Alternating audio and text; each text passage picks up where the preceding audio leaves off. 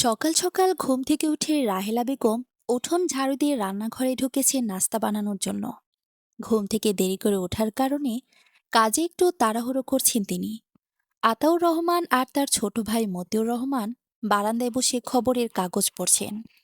বারান্দা থেকে বাইরের রাস্তাটা ভালো করেই দেখা যায়, তবে বাইরে থেকে বাড়ির ভেতরের দিকটা তেমন একটা স্পষ্ট দেখা যায় না। ঘুম থেকে উঠে হাই তুলতে তুলতে চিত্রিতা রান্নাঘরের দিকে যায়। রাহেলা বেগম মেয়েকে দেখে 2 কাপ চা হাতে ধরিয়ে দিয়ে বলে, এখন তোর ঘুম থেকে ওঠার সময় হলো? কাল না বললি সকাল সকাল কোচিংয়ে যেতে হবে? তোকে কতবার ডেকে আসলাম। শান্ত কিন্তু এতক্ষণে উঠে দেরি হয়ে গেছে হয়তো। চাটা তোর বাবার চাচুকে দিয়ায়, আর তোর রুমে গিয়ে ফ্রেশ হয়ে নে। ছোট মা কোথায়? দেখছি না যে। আজ ময়নার মা আসেনি। তোর ছোট মার কাল রাত থেকে জ্বর উঠেছে, তাই ওকে বিশ্রাম নিতে বলেছি। আর ময়নার মা দুদিনের ছুটি নিয়েছে। তাড়াতাড়ি চাটা দিয়ে আয় তো, নয়তো ঠান্ডা হয়ে যাবে। হুম। চিত্রিতা তার বাবার চাচুকে চা দিয়ে নিজের রুমে চলে আসে। আজ ভার্সিটি বন্ধ থাকায় বিকেলের কোচিং সকালে দেওয়া হয়েছে। চিত্রিতা একেবারে কোচিংয়ে যাওয়ার জন্য তৈরি হয়ে শাহানা বেগমকে দেখতে চলে যায়। ছোট থেকে চিত্রিতা শাহানা বেগমের খুব আদরের। নাস্তা করে শান্তর সাথে কোচিংয়ে যাওয়ার উদ্দেশ্যে বেরিয়ে পড়ে। রাস্তায় দুজনে কথা বলতে বলতে যাচ্ছিল, তখন শান্ত বলে, এক টাকলা স্যারের কোচিং করতে আমার ভালো লাগে না। তা ভালো লাগবে কেন? পড়ালেখা বাদ দিয়ে টোটো করে ঘুরে বেড়াবি, তাহলে ভালো লাগবে। সেমিস্টারে খারাপ করলে চাচ্চু তোকে বাড়িতে ঢুকতে দেবে না, তখন বুঝবি মজা। এই ভয়ে তো বাধ্য হয়ে পড়ালেখাটা করতে হচ্ছে। ছোটমার কত স্বপ্ন তোকে নিয়ে। বেলা তখন প্রায় 12টা বাজতে চলল। রাহেলা বেগম দুপুরের রান্নার তোড়জোড় শুরু করে দিয়েছেন। আজ ওনার বড় মেয়ে চারুর আসার কথা। মেয়েটা অনেকদিন পর বাড়িতে আসছে। শাহানা বেগমও হাতে হাতে এটা ওটা এগিয়ে দিচ্ছে। অসুস্থ থাকায় রাহেলা বেগম অনেকবার ধারণা করা সত্ত্বেও তিনি তার কোনো কথাই শোনেননি। তিনি জোর করে রান্নাঘরে আসলেন। রাহেলা বেগম এবং শাহানা বেগমের সম্পর্ক দুবোনের মতো। রাহেলা বেগম কখনোই শাহানা বেগমকে জায়ের নজরে দেখেনি। সবসময় ছোট বোনের মতো স্নেহ করে এসেছে, আর শাহানা বেগমও তাকে বড় বোনের মতো সম্মান করে। কোচিং শেষে চিত্রিতা বাড়ি ফিরে মাকে সাহায্য করার জন্য রান্নাঘরে চলে আসে। রান্না প্রায় শেষের দিকে, তাই চিত্রিতাকে তার মা রাহেলা বেগম রুমে নিয়ে গিয়ে গোসল সেরে নিতে বলেছে। দুপুর 2:30টার দিকে চারু তার স্বামী আমির আর 2 বছরের মেয়ে আরুষিকে নিয়ে এ বাড়িতে পৌঁছায়। ছোট্ট আরুষি এই বাড়ির সবারই চোখের মণি।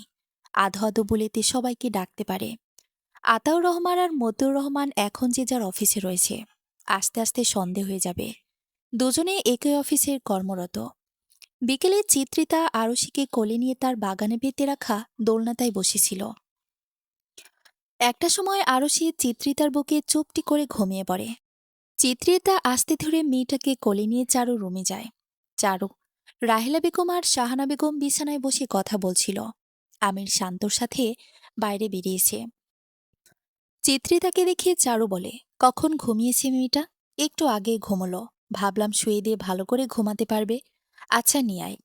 চারু বিছানার মাঝখানটায় বালিশ দিল। চিত্রিতা আরুষিকে বিছানায় শুয়ে দিল। কিছুক্ষণের মধ্যে আমির আর শান্ত বাড়িতে ফিরে আসে। আমির রুমে আসতেই রাহেলা বেগম আর শাহানা বেগম রান্নাঘরে চলে আসে। চিত্রিতা নিজের রুমে যাচ্ছিল, তখন রাহেলা বেগম 1 গ্লাস শরবত হাতে নিয়ে আমিরকে দিয়ে আসতে বললেন। চিত্রিতা বোনের রুমের সামনে এসে দরজায় নক করে। চারু রুমে আসতে বললে চিত্রিতা রুমের ভেতরে গিয়ে আমিরের হাতে শরবতের গ্লাসটা দেয়। সন্ধেবেলা আতিউর রহমান আর মতিউর রহমান একসঙ্গে বাড়িতে ফিরেছেন। এসেই আগে মিয়ার মীর জামাইয়ের সাথে কুশল বিনিময় করেন। আরশিকে পেয়ে দুভাই যেন শৈশব ফিরে পেয়েছেন। রাতে সবাই একসাথে খেতে বসে নানা রকম কথাবার্তা বলছে। খাবার শেষে রাহেলা বেগম আর শাহানা বেগমের সাথে চিত্রিতাও হাতে হাতে সব গুছিয়ে রেখে নিজের রুমে চলে আসে। কিছুক্ষণ বই পড়ে ঘুমানোর প্রস্তুতি নেয়। সকালে জানালার পর্দা ভেদ করে সোনালি রোদ এসে চিত্রিতার মুখের ওপর পড়ছিল, যার দরুন তার ঘুম ভেঙে যায়। ঘড়ির দিকে তাকিয়ে দেখে কেবল 8টা বাজে। চিত্রিতা বিছানা ছেড়ে উঠে আগে ফ্রেশ হতে চলে যায়। ফ্রেশ হয়ে নিজের রুমটাকে গুছিয়ে বাইরে চলে আসে। বাইরে চারু বারান্দায় মেয়েকে নিয়ে বসেছিল। আরও সে চিত্রিতাকে দেখা মাত্রই আধো আধো বলিতে মামুনি বলে দৌড়ে তার কাছে চলে আসে। চিত্রিতা আরুষিকে কোলে নিয়ে বোনের পাশের চেয়ারটায় বসে। রোজকার মতোই আতাউর রহমান আর মতিউর রহমান নিজেদের কাজে বেরিয়ে পড়েছে। সকালে নাস্তা সেরেই আমির, চারু আর আরুষিকে নিয়ে বাড়ি ফিরে যায় জরুরি একটা কাজের জন্য। তবে খুব শীঘ্রই আবার তারা কোনো একটা কারণে আসবে বলে যায়। চিত্রিতা মন খারাপ নিয়ে ঘরেই বসেছিল। এই ঘরটাতে দু বোন থাকত। হাজারো স্মৃতি জমা হয়ে আছে দু বোনের খুনছুটি ভরা। চারুর বিয়ের পর চিত্রিতার পাশের ঘরটা চারুর জন্য দেওয়া হয়। এখন বেড়াতে আসলে সে সেই ঘরটাতেই থাকে। ছোট থেকে চিত্রিতা চারু বলতে পাগল ছিল। চারুর বিয়ের সময় সবার থেকে বেশি চিত্রিতায় কান্না করেছিল। শান্ত তার ঘরের দরজার সামনে দিয়ে সিটি বাজাতে বাজাতে যাচ্ছিল। চিত্রিতাকে এভাবে জানালার পাশে চুপ করে দাঁড়িয়ে থাকতে দেখে ঘরের ভেতর আসে আর বলে, কি রে শেওড়া গাছের শাকচুন্নি, এভাবে দাঁড়িয়ে থেকে নীরবতা পালন করছিস নাকি? তাতে তোর কি রে রাক্ষস? তোর বউ পেতনি হবে দেখে নিস। আমি নীরবতা পালন করলে তোর কি? আমার কিছুই না। তবে কাকের মতো কা কা না করে চুপ করে আছিস সেটাই ভালো। যাবি এখান থেকে? তোর কি মন খারাপ? ও, বল না। আপুরা চলে গেছে বলে মন খারাপ নাকি? আপু কতদিন পর কাল এলো, আবার আজই চলে যেতে হলো। ও, এই ব্যাপার। আর আমি মনে করেছি ৯৯ নাম্বার ছ্যাঁকা খেয়েছিস। বজ্জাত ছেলে, দাঁড়া তুই। বলে চিত্রিতা শান্তর পেছনে ছুটতে থাকে। চেতো, ভুলে যাস না আমি তোর বড় ভাই হই। তোর বড় ভাইয়ের আমি গুষ্টি গিলাই। ওদের চেঁচামেচি শুনে শাহানা বেগম চিত্রিতার ঘরে আসে। আর কি হয়েছে জানতে চাইলে চিত্রিতা ওনাকে বলে যে শান্ত তাকে বিরক্ত করছে। মায়ের চোখ রাঙানো দেখে শান্ত সেখান থেকে চলে যায়। শাহানা বেগম চিত্রিতার মাথায় হাত রেখে বলে, দেখ, একদিনে কেমন বাড়িটা ফাঁকা ফাঁকা লাগছে।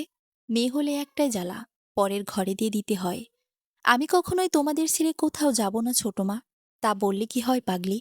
মেয়ে বড় হলে তো পরের ঘরে পাঠাতেই হয়। আমি তোমাদের কাছে সবসময় ছোট্টতেই থাকতে চাই। হাত মুখ ধুয়ে নে। তোর মা গরম গরম পাকোড়া বানিয়েছে। তুই তো খেতে পছন্দ করিস, খাবি চল। আচ্ছা, আমি আসছি। শাহানা বেগম চিত্রিতার ঘর থেকে চলে যেতেই চিত্রিতা ওয়াশরুমে চলে যায় ফ্রেশ হতে। চিত্রিতাদের বাড়িটা একতলার। বাড়ির সামনে উঠোন পাশে ছোট্ট ফুলের বাগান, আর বাগানের পাশে দিয়ে গেটের রাস্তা। বাগানটা চিত্রিতার খুব শখের। বেশিরভাগ সময় সে বাগানে থাকা দোলনাটায় বসে কাটায়। ফ্রেশ হয়ে এসে দেখে বসার ঘরে রাহেলা বেগম এবং শাহানা বেগম চায়ের সঙ্গে পাকোড়া খাচ্ছেন আর টিভি দেখছেন। শান্ত সোফায় বসে ফোনে কিছু একটা দেখছে। আতাউর রহমান আর মতিউর রহমান এখনো অফিস থেকে আসেনি। চিত্রিতাকে বসার ঘরে আসতে দেখে শান্ত টিটকারি করে বলে, অমনি গন্ধে গন্ধে চলে এলি? হো, চুপ থাক। শুরু হয়ে গেছে সাপে নেউলে ঝগড়া। তোদের চেঁচামেচিতে কি নাটকটাও দেখতে পারবো না রে? বললেন রাহেলা বেগম। আমি কখন চেঁচামেচি করলাম মা? শান্তর বাচ্চাই তো শুরু করলো। আমি তো বিয়েই করিনি। বাচ্চা এলো কোথা থেকে? হাসতে হাসতে বলল শান্ত। শাহানা বেগম চোখ রাঙিয়ে শান্তকে বলল, চুপ করবি তুই? মায়ের চোখ রাঙানো দেখে শান্ত ঠোঁটে আঙ্গুল দিয়ে ইশারায় বোঝায় সে এখন আর কথা বলবে না। চিত্রিতা পাকোড়া খেয়ে বসার ঘরে কতক্ষণ বসে থেকে নিজের ঘরে চলে আসে। চিত্রিতা পড়ার টেবিলে বসে পড়ছিল। তখন রাহেলা বেগম তার রুমে আসে আর বলে, সামনের সপ্তাহে ওনার বড় বোনের ছেলের বিয়ের ডেট ফিক্সড করা হয়েছে। উনি যাতে সবাইকে সাথে নিয়ে যায়। এত তাড়াহুড়োর কারণ হচ্ছে আকাশের আমেরিকাতে চাকরি কনফার্ম হয়েছে। 1 মাস পরে সেখানে যেতে হবে। আকাশ আর দিয়া একে অপরকে ভালোবাসে, তাই পরিবারের সবাই চাইছে ওদের বিয়ের কাজটা সম্পূর্ণ করে রাখতে। 6 মাস পর আকাশ দিয়াকেও আমেরিকার নিয়ে যাবে। চিত্রিতা বিয়ের কথা শুনে খুশি হয়ে যায়। খুশিতে মাকে জড়িয়ে ধরে বলে, যাক, অনেকদিন পর একটা বিয়ে খাওয়া যাবে। বাড়িতে এ কথা জানালে আতাউর রহমান বলে, গায়ে হলুদের আগের দিন যাবে পরিবারের সবাই মিলে। চারুকে ফোন করে ওই কথা জানিয়ে দেওয়া হয়েছে। তবে চারুর দেবর সেদিন দেশে আছে বলে ওরা যেতে পারবে না জানায়। চারু যেতে পারবে না শুনে চিত্রিতার বেশ মন খারাপ হয়। কারণ চারুর সাথে থাকলে সে যে কোনো জায়গাতে কমফোর্টেবল ফিল করে। পরের দিন চিত্রিতা ক্লাসরুমে বসে আছে। সাথে তার 2 বান্ধবী, সৃষ্টি আর মৌমিতা। দুজনেই হিন্দু ধর্মের। শান্ত অপর পাশে তার বন্ধুদের সাথে বসেছে। মাহবুব স্যার নিজের মতো করে লেকচার দিয়ে যাচ্ছেন, তবে ওদের ক্লাস করার প্রতি কোনো মনোযোগ নেই। লোকটা ভীষণ রাগী। মাহবুব স্যারের ক্লাস কেউই করতে চায় না, তবে অনিচ্ছা থাকা সত্ত্বেও ক্লাস করতে হয়, কারণ এই স্যারই স্টুডেন্টের অ্যাটেন্ডেন্স নেয় আর এক্সামে সেই হিসেবে নাম্বার দেয়। এই বোরিং ক্লাস করতে করতে আমার খিদে পেয়ে গেল রে, বলল মৌমিতা। ক্লাস শেষ না হওয়া পর্যন্ত বের হওয়া যাবে না। সৃষ্টি বিরক্ত পোষণ করে বলল, আরেকটু হলে আমি জ্ঞান হারাবো রে বোন, বাঁচা আমায়। তোরা থামবি? এভাবে কথা বলতে দেখলে স্যার আমাদের তিনজনকে ক্লাসরুম থেকে বের করে দেবে। মৌমিতা শান্তর দিকে তাকিয়ে হাসতে হাসতে বলল, দেখ, শান্ত ক্লাসে ঘুমোচ্ছে, একটু পরেই স্যারের কাছে বকা খাবে। মৌমিতার কথা শেষ না হতে মাহবুব স্যার শান্তর বেঞ্চের সামনে এসে দাঁড়ায়। শান্তর বন্ধু মিহিরকে ডাকতে থাকে। ঘুমে ব্যাঘাত ঘটায় শান্ত বিরক্ত হয়ে বলে, এই কে রে? একটিবার চোখ খুলে দেখুন মহাশয়। রাগান্বিত হয়ে কথাটা বললেন মাহবুব স্যার। শান্ত মাহবুব স্যার দেখা মাত্রই বসা থেকে দাঁড়িয়ে যায় আর বলে, স্যার, আমার ভুল হয়েছে, ক্ষমা করে দেন। শান্তর কথা শুনে ক্লাসের সবাই হেসে দেয়। মাহবুব স্যার সবাইকে চুপ করিয়ে বলে, পরবর্তীতে এমন ভুল যেন আর না হয়। শান্ত দুপাশে মাথা নেড়ে সায় দেয় যে, আর এমন হবে না স্যার। মাহবুব স্যার ক্লাস থেকে চলে যাওয়ার পর চিত্রিতার বাকি সবাই জোরে সোরে হেসে দেয়, যা দেখে শান্ত মেয়েদের মতো করে ভেঙচি কাটে। বাসায় ফেরার পর থেকে চিত্রিতা শান্তকে দেখে শুধু একটা কথাই বলে যাচ্ছে, আমার ভুল হয়েছে, ক্ষমা করে দেন। আর শান্ত যেন রাগে ফেটে যাচ্ছে তা দেখে চিত্রিতা আরও বেশি করে মজা নিচ্ছে। চিত্রিতা নিজের ঘরে বসে কানে ইয়ারফোন লাগিয়ে গান শুনছিল। এমন সময় তার মা রাহেলা বেগম ঘরে প্রবেশ করে। ওনার হাতে একটা ব্যাগও রয়েছে। চিত্রিতা মাকে দেখা মাত্রই গান অফ করে দেয় আর কান থেকে ইয়ারফোন খুলে ফেলে। রাহেলা বেগম মেয়েকে বলে, চারু তো আসতে পারবে না, তাই তোর জন্য একটা ড্রেস পাঠিয়েছে সে, খুলে দেখ পছন্দ হয় কিনা। চিত্রিতা মায়ের কাছ থেকে ব্যাগটা নিয়ে ড্রেসটা বের করে আর বলে, খুব সুন্দর হয়েছে, আমি আকাশ ভাইয়ার বিয়েতে এটাই পরব। আর শোন, আমরা কাল যাচ্ছি বড় আপার বাড়ি। পরশুদিন আকাশের গায়ে হলুদ, আর তার পরের দিন মেয়ের গায়ে হলুদ হবে, তাই তোর খালামণি আমাদের কালই যেতে বলেছে। তোর কি কি নেওয়া লাগে তা গোছগাছ করে নে। আচ্ছা। পরের দিন সকালে চিত্রিতার বাড়ির সবাই গোছগাছ করে কাঙ্ক্ষিত স্থানে চলে আসে। দুদিন পর বিয়ে। ইতিমধ্যে পরিবারের অনেকেই চলে এসেছে। এতে জমে উঠেছে বিয়েবাড়ি। সবাই ড্রয়িং রুমে বাড়ির আত্মীয়দের সাথে আলাপ করছে। রাহেলা বেগম সাথে শাহানা বেগমও রয়েছেন। বেশ হাসি ঠাট্টা করছেন সকলে মিলে। সন্ধ্যের পর আকাশের গায়ে হলুদের আয়োজন করা হয়। গান বাজনা, হৈহুল্লোড়ের মাঝে রাত 2টোর পর যে যার জায়গা মতো রুমে চলে যায় ঘুমাতে। সকালে চিত্রিতার ঘুম ভাঙে সবার শেষে। ঘুম থেকে উঠে দেখে সবাই নাস্তা করে ফেলেছে। সকালে সবার জন্য নাস্তা হিসেবে খিচুড়ি আর ডিম ছিল, কিন্তু এখন তার জন্য অবশিষ্ট খাবার নেই, যার ফলে সে মন খারাপ করে সোফায় গিয়ে বসে পড়ে। বিয়েবাড়িতে এই একটা সমস্যা, সময় মতো না আসলে ভাগ্যে খাবার পাওয়া যায় না, নয়তো ঘুমানোর জায়গা পাওয়া যায় না। চিত্রিতাকে এভাবে চুপ করে বসে থাকতে দেখে শান্ত তার পাশে বসে জিজ্ঞেস করে, মুখটাকে এভাবে প্যাঁচার মতো করে রেখেছিস কেন? বয়ফ্রেন্ড ছেড়ে চলে গেছে বুঝি? চুপ থাকতো, এখন আমার মজা করার কোনো মুড নেই, খিদে পেয়েছে। ও, এই ব্যাপার, তুই বস, আমি এক্ষুনি আসছি। এ বলে শান্ত কোথাও একটা যায়, তার কিছুক্ষণ বাদে আবার ফিরে আসে হাতে করে একটা প্লেট আর 1 গ্লাস পানি নিয়ে। আবার চিত্রিতার পাশে বসে বলে, খেয়ে নে, খাবার পেলি কোথায়? রেখে দিয়েছিলাম, চুপচাপ খেয়ে নে। চিত্রিতার কথা না বলে খাবারটা খেয়ে নেয়। চিত্রিতার এভাবে এত মানুষের মাঝে বসে থাকতে বেশ বোর ফিল হচ্ছিল, তাই সে তার খালামণির রুমে আসে। তবে এখানে এসেও তার ভালো লাগছিল না। চিত্রিতার কাজিনরা সবাই প্ল্যান করে বাইরে থেকে ঘুরে আসবে, যেই ভাবা সেই কাজ। সবাই বড়দের অনুমতি নিয়ে ঘুরতে বের হয়, সাথে শান্তও আসে। সে তো এসে থেকেই মেয়েদের সাথে ফ্লট করা শুরু করে দিয়েছে। সন্ধ্যের পর সবাই সেজেগুজে প্রস্তুত মেয়ের বাড়ির গায়ে হলুদে যাবে বলে। কনেপক্ষের ছেলেমেয়েরা গেটের সামনে বরণ করার জন্য ফুল আর চকলেট নিয়ে দাঁড়িয়েছিল।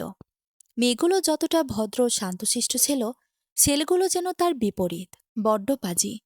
চিত্রিতাদের বাড়িতে পৌঁছাতে পৌঁছাতে রাত 9:30 বেজে যায়।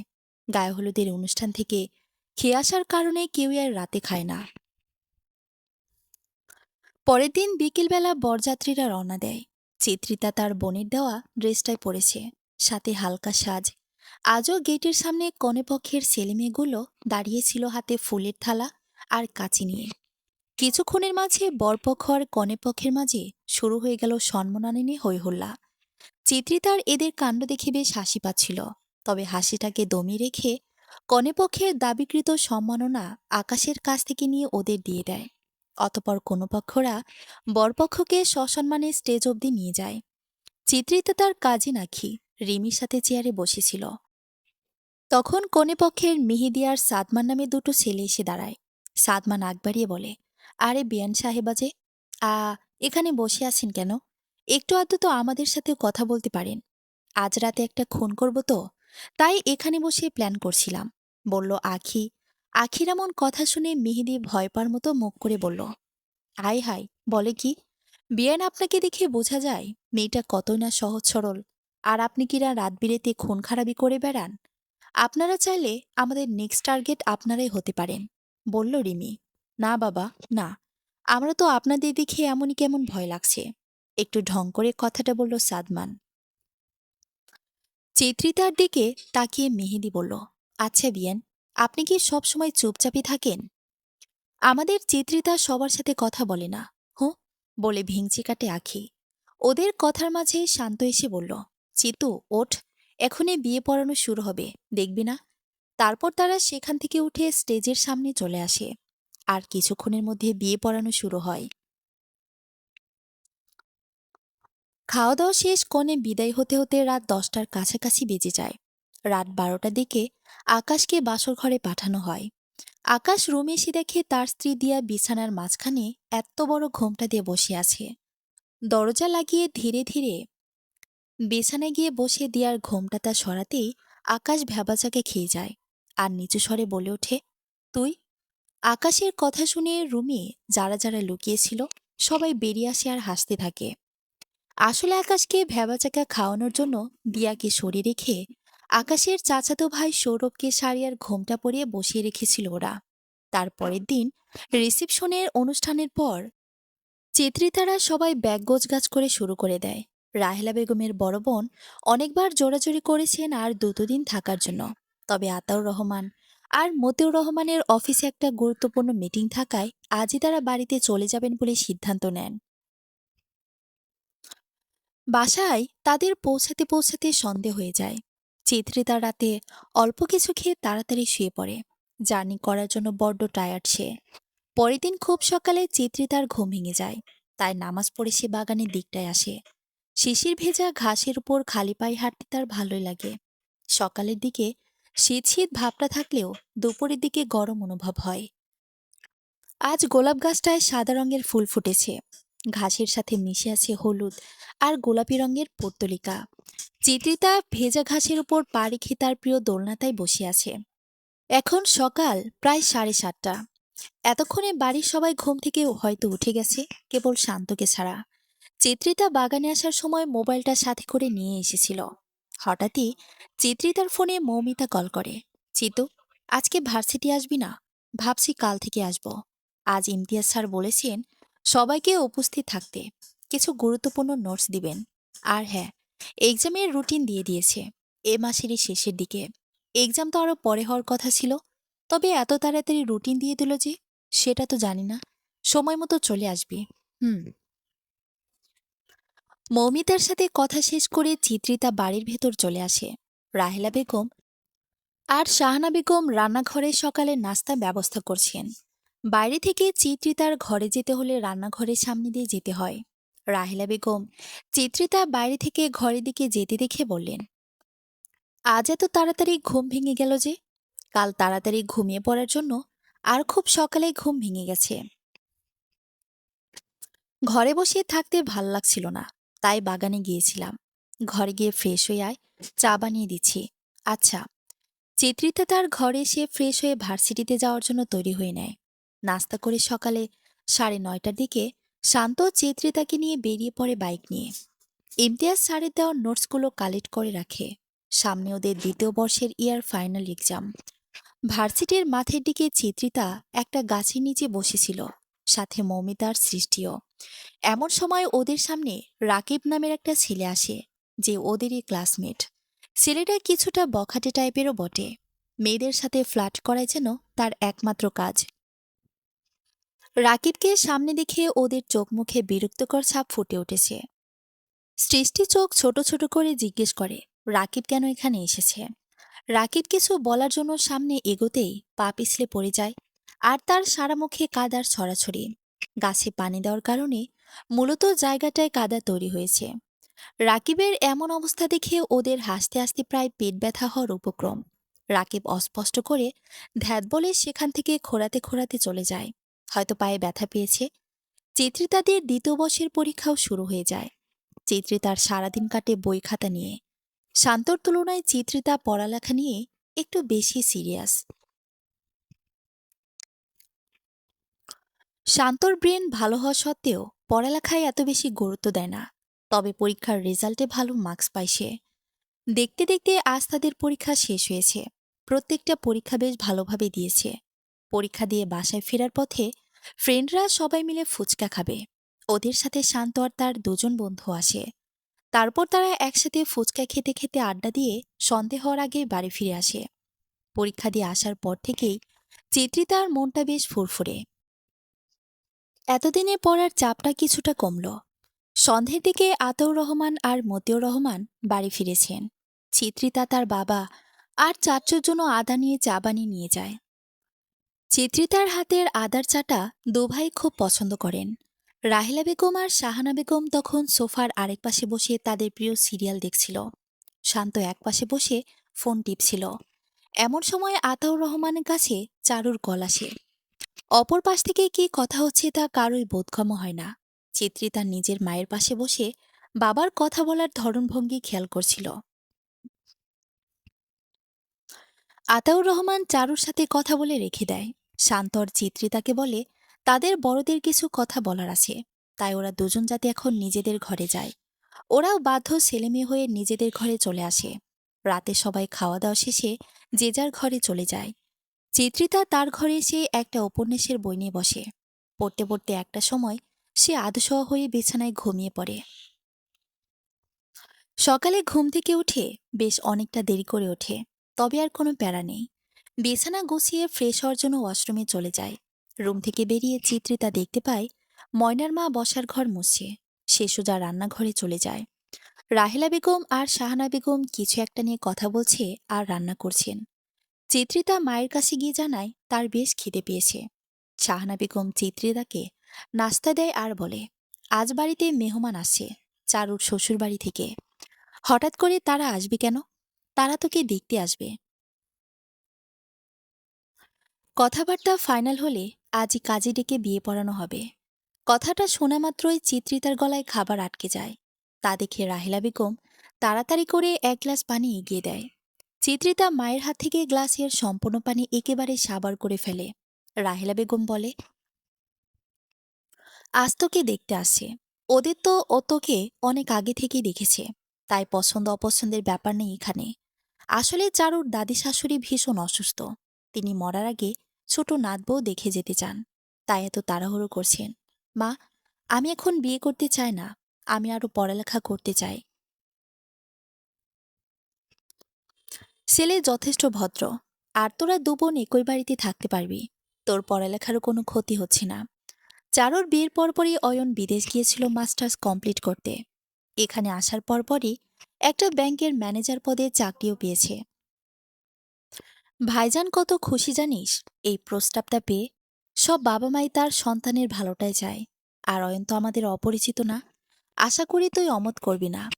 এরপর আর চিত্রিতার নাস্তা করা হয় না। কিছুটা খাবার খেয়ে নিজের ঘরে চলে আসে। একদিনের মধ্যে বিয়ে ভাবতেই চিত্রিতার শরীরে হালকা কম্পন অনুভব করে। দুপুরের দিকে সবাই চিত্রিতাদের বাড়িতে চলে আসে। সবাই বসার ঘরে বসে কথা বলছে। চারু চিত্রিতার ঘরে গিয়ে দেখে সে বিছানার একপাশে বসে রয়েছে। একদম চিন্তা করিস না বোন আমার, অয়ন খুব ভালো একটা ছেলে। আপু, আমি এখন বিয়ে করতে চাইছি না। মেয়ে হয়ে যখন জন্মেছিস, একদিন তো অন্যের ঘরে যেতেই হবে। আমার দেবর বলে বলছি না। অয়নের সাথে তুই খুব সুখী হবি। আর আম্মা নিজে তার ছেলের জন্য তোকে পছন্দ করেছেন। রাজি হয়ে যা বোন আমার। চিত্রিতা কিছু বলল না। চারু তার সাথে করে নিয়ে আসা একটা লাল কাতান শাড়ি চিত্রিতাকে পরিয়ে দেয়, আর কোমর ছাড়িয়ে পড়া চুলগুলো বিনুনি করে দেয়। হালকা মেকআপ, আর ঠোঁটে হালকা করে লিপস্টিক দিয়েছে চিত্রিতা। চারুর শাশুড়ি মনোয়ারা বেগম আগে বলে দিয়েছেন চিত্রিতাকে হালকা করে সাজাতে, আর কানে গলায় হাতে যেন কোনো গহনা ব্যবহার না করে। বসার ঘরে আতাউর রহমান, মতিউর রহমান, চারুর শাশুড়ি মনোয়ারা বেগম আর তার স্বামী আরিফ সাহেব, আমিরা রয়ন বসে আছে। রাহেলা বেগম আর শাহানা বেগম তাদের জন্য কিছু নাস্তা নিয়ে আসেন। আরিফ সাহেব বলেন, ভাই সাহেব, হুট করে আম্মা শয্যাশায়ী হয়ে পড়েছেন। বলা যায় না কখন কি হয়ে যায়। আম্মার শেষ ইচ্ছা উনি আমাদের অয়নের বউকে দেখে যাবেন। আপনার ছোট মেয়েকে আমি আগে থেকে আমার অয়নের জন্য ঠিক করে রেখেছি। আমিরের বাবাকে আমি আগেই জানিয়ে রেখেছিলাম, যদি আপনাদের কোনো আপত্তি না থাকে। তবে আজই বিয়ের কাজ সারতে চাই, বললেন মনোয়ারা বেগম। এখানে আমাদের আপত্তি থাকার কোনো কথা নেই। আমাদেরও অয়নকে বেশ পছন্দ। ভাইয়া একদম ঠিক বলেছে। আমাদের মেয়ের জন্য আমরা অয়ন বাবার মতোই ছেলেই খুঁজছিলাম। যাক, আপনাদের কথা শুনে খুশি হলাম। চারুর মা, মেয়েকে নিয়ে আসার ব্যবস্থা করো। রাহেলা বেগম চিত্রিতার ঘরে গিয়ে মেয়েকে একবার দেখে মাশাল্লাহ বলেন। চিত্রিতাকে বসার ঘরে নিয়ে যাওয়ার জন্য বলেন তিনি। চিত্রিতা শাড়ির আঁচল টেনে মাথায় ঘোমটা দেয়। চারু চিত্রিতাকে ধরে আস্তে আস্তে বসার ঘরের দিকে নিয়ে যাচ্ছে। চিত্রিতা এক পা দুপা করে যতই সামনের দিকে এগিয়ে যাচ্ছে, ততই যেন তার হৃৎপিণ্ডের ধোঁকপোকানি বেড়ে যাচ্ছে। অয়ন নামক গম্ভীর ছেলেটার সাথে আজ তার বিয়ে হবে, যার সাথে তার কোনো কালে কথা হয়নি। যতবারই ওদের দেখা হয়েছে, ততবারই অয়ন চুপচাপই থাকত। এই জন্য একবার চিত্রিতা অয়নকে নির্বাক বাদর নামে উপাধি দিয়েছিল। কিছুক্ষণ পর সে নির্বাক বাদরই তার অর্ধাঙ্গ হবে। আচ্ছা, অয়ন কি তাকে পছন্দ করবে? এসব ভাবতে ভাবতে চারু চিত্রিতাকে নিয়ে বসার ঘরে চলে আসে। চিত্রিতা সবাইকে সালাম জানিয়ে চারুর পাশে দাঁড়িয়ে থাকে। মনোয়ারা বেগম চিত্রিতাকে তার পাশে নিয়ে এসে বসায়, আর সাথে করে নিয়ে আসা কিছু গহনা চিত্রিতাকে যত্ন সহকারে পরিয়ে দেন। কিছুক্ষণ পরে শান্ত কাজী সাহেবকে সাথে করে নিয়ে আসে। চিত্রিতার হৃৎপিণ্ড হঠাৎ করে আরো বেশি ধুকপুক করতে শুরু করলো। কাজী সাহেব বিয়ে পড়ানো শুরু করলেন। কবুল বলার মুহূর্তে চিত্রিতা নিঃশব্দে কেঁদে দিয়েছিল। বিয়ে পড়ানো হলে সবাই মিষ্টি মুখ করে। সারাটা সময় সে মাথা নিচু করেছিল। রাহেলা বেগমও কাঁদছিলেন বড় মেয়ের মতো। ছোট মেয়েও কদিন পর পরের ঘরে চলে যাবে। সবাই একত্রে খাওয়া দাওয়া করে বিকেলের পরপর অয়ন তার পরিবার নিয়ে চলে যায়। এই সপ্তাহের মধ্যেই চিত্রিতাকে তারা সবাইকে জানিয়ে বউ সাজিয়ে ঘরে তুলবেন। তারা চলে যাওয়ার পরপরই চিত্রিতা তার ঘরে চলে আসে। ঘরের দক্ষিণ দিকে থাকা জানালা থেকে ঠান্ডা হাওয়া বইছে। চিত্রিতার শরীরে জড়ানো চাদরটাকে আরো ভালোভাবে জড়িয়ে নেয়। একটু পরে আজান পড়বে। পাখিরা তাদের নিরে ফিরে যাচ্ছে। আজকের আকাশটা খুব সুন্দর। আকাশে এখনো আবছা হলদে আভা বিরাজ করছে। আজ যেন চিত্রিতার মাঝে এক অপ্রত্যাশিত লজ্জা একদম জেঁকে বসেছিল। কথা তো দূরে থাক, লজ্জায় তার মাথা ওপরের দিকে তোলা সাহসী হচ্ছিল না তার। সারাক্ষণ মাথা নিচু করে রেখেছে সে। দূর থেকে আজানের ধ্বনি শোনা যাচ্ছে। আজান পড়ে গেছে, তাই সে ওয়াশরুমে চলে যায় অজু করতে। চিত্রিতা অজু করে সে নামাজ আদায় করে নেয়। বিছানায় বসে হাতের আংটিটার দিকে তাকিয়ে দেখছিল চিত্রিতা, কারণ এই আংটিটা অয়ন তাকে পরিয়ে দিয়েছে। মনোয়ারা বেগম তার সাথে আনা বালা, চেইন, ঝুমকো আর নাকফুলটাও পরিয়েছেন। চিত্রিতার ভাবনার মাঝেই শান্ত এসে ওর হাতে ফোন দিয়ে যায়। মনোয়ারা বেগম চিত্রিতার সাথে কথা বলবেন বলে। চিত্রিতা ফোনটাকে কানের কাছে নিয়ে বলে, আসসালামু আলাইকুম আন্টি। ওয়ালাইকুম আসসালাম। এখন আন্টি বলেছ মেনে নিলাম, তবে আমি যখন আমার বাড়ির বউকে নিয়ে আসব, তখন যেন আম্মা বলে ডাকা হয়, মনে থাকবে? জি। এরপর আরও কিছুক্ষণ মনোয়ারা বেগম চিত্রিতার সাথে কথা বলে নেন। এশার নামাজের পর থেকে চিত্রিতার প্রচণ্ড মাথা ব্যথা হচ্ছে, যার কারণ সে খেতেও যায়নি। রাহেলা বেগম টেবিলে খাবার পরিবেশন করছেন। এই ফাঁকে শাহানা বেগম চিত্রিতার ঘরে খাবার নিয়ে যান। তারপর নিজ হাতে তাকে খাইয়ে দিয়ে চলে আসেন। চিত্রিতা একটা মাথা ব্যথার ট্যাবলেট খেয়ে শুয়ে থাকে। ঘুমানোর চেষ্টা করছে চিত্রিতা, তবে তার কিছুতেই ঘুম আসছে না। হঠাৎ ফোনের ভাইব্রেশন আওয়াজে কারণে সে শোয়া থেকে উঠে বসে। ফোনের স্ক্রিনে তাকিয়ে দেখে একটা আননোন নাম্বার থেকে কল এসেছে তার। সে রিসিভ না করে ফোনটা বালিশের পাশে রেখে দেয়। পরপর ৩ বার কল বেজে বেজে কেটে গেল। চিত্রিতা চতুর্থবারের বেলায় কল রিসিভ করে। আসসালামু আলাইকুম। কে বলছেন? ওয়ালাইকুম আসসালাম। আমি অয়ন। ঘুমিয়ে পড়েছিলে নাকি? চিত্রিতা কিছুটা চকিত নজরে ফোনের স্ক্রিনে তাকায় আর ভাবতে থাকে ওনাকে আবার কে তার মোবাইল নাম্বার দিল। হয়তো শান্ত দিয়েছে। অয়নের সাথে কথা বলতে তার ভেতর কেমন নার্ভাসনেস কাজ করছে। ধীরে ধীরে সে যেন আবারও লজ্জার চাদরে ঢেকে যাচ্ছে।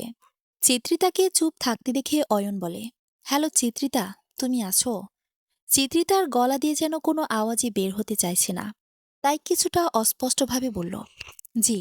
কথা বলছো না যে? আজ সারাক্ষণ তুমি যেভাবে মাথা নিচু করেছিলে, আমি ভেবেছি তুমি মাথা নিচু করে রাখার প্রতিযোগিতায় নাম দিয়েছ। আমার বউকে একটিবার ভালো করে দেখতে পেলাম না। চিত্রিতা কিছুটা মন খারাপের সুরে বলল, আপনি আমাকে দেখেননি? দেখতে আর পেলাম কই? আজ আমি মাত্র ৩ ঘন্টার ছুটি নিয়ে তোমাদের বাড়িতে এসেছিলাম। বিয়ের জন্য কিছুদিনের জন্য ছুটি না হবে, তাই তোমাদের বাড়ি থেকে সোজা ব্যাংকে চলে আসছিলাম। ও, খাওয়া দাওয়া করেছেন? হ্যাঁ, একটু আগেই খেয়েছি। তারপর তোমাকে কল দিলাম। অবশ্য তোমার নাম্বার কালই শান্ত আমাকে টেক্সট করে দিয়েছিল।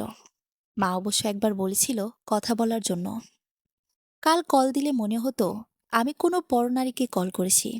তবে আজ আমার তা একদমই মনে হচ্ছে না। কারণ আমি এখন যার সাথে কথা বলছি সে আমার অর্ধাঙ্গিনী, একান্তই আমার, ব্যক্তিগত।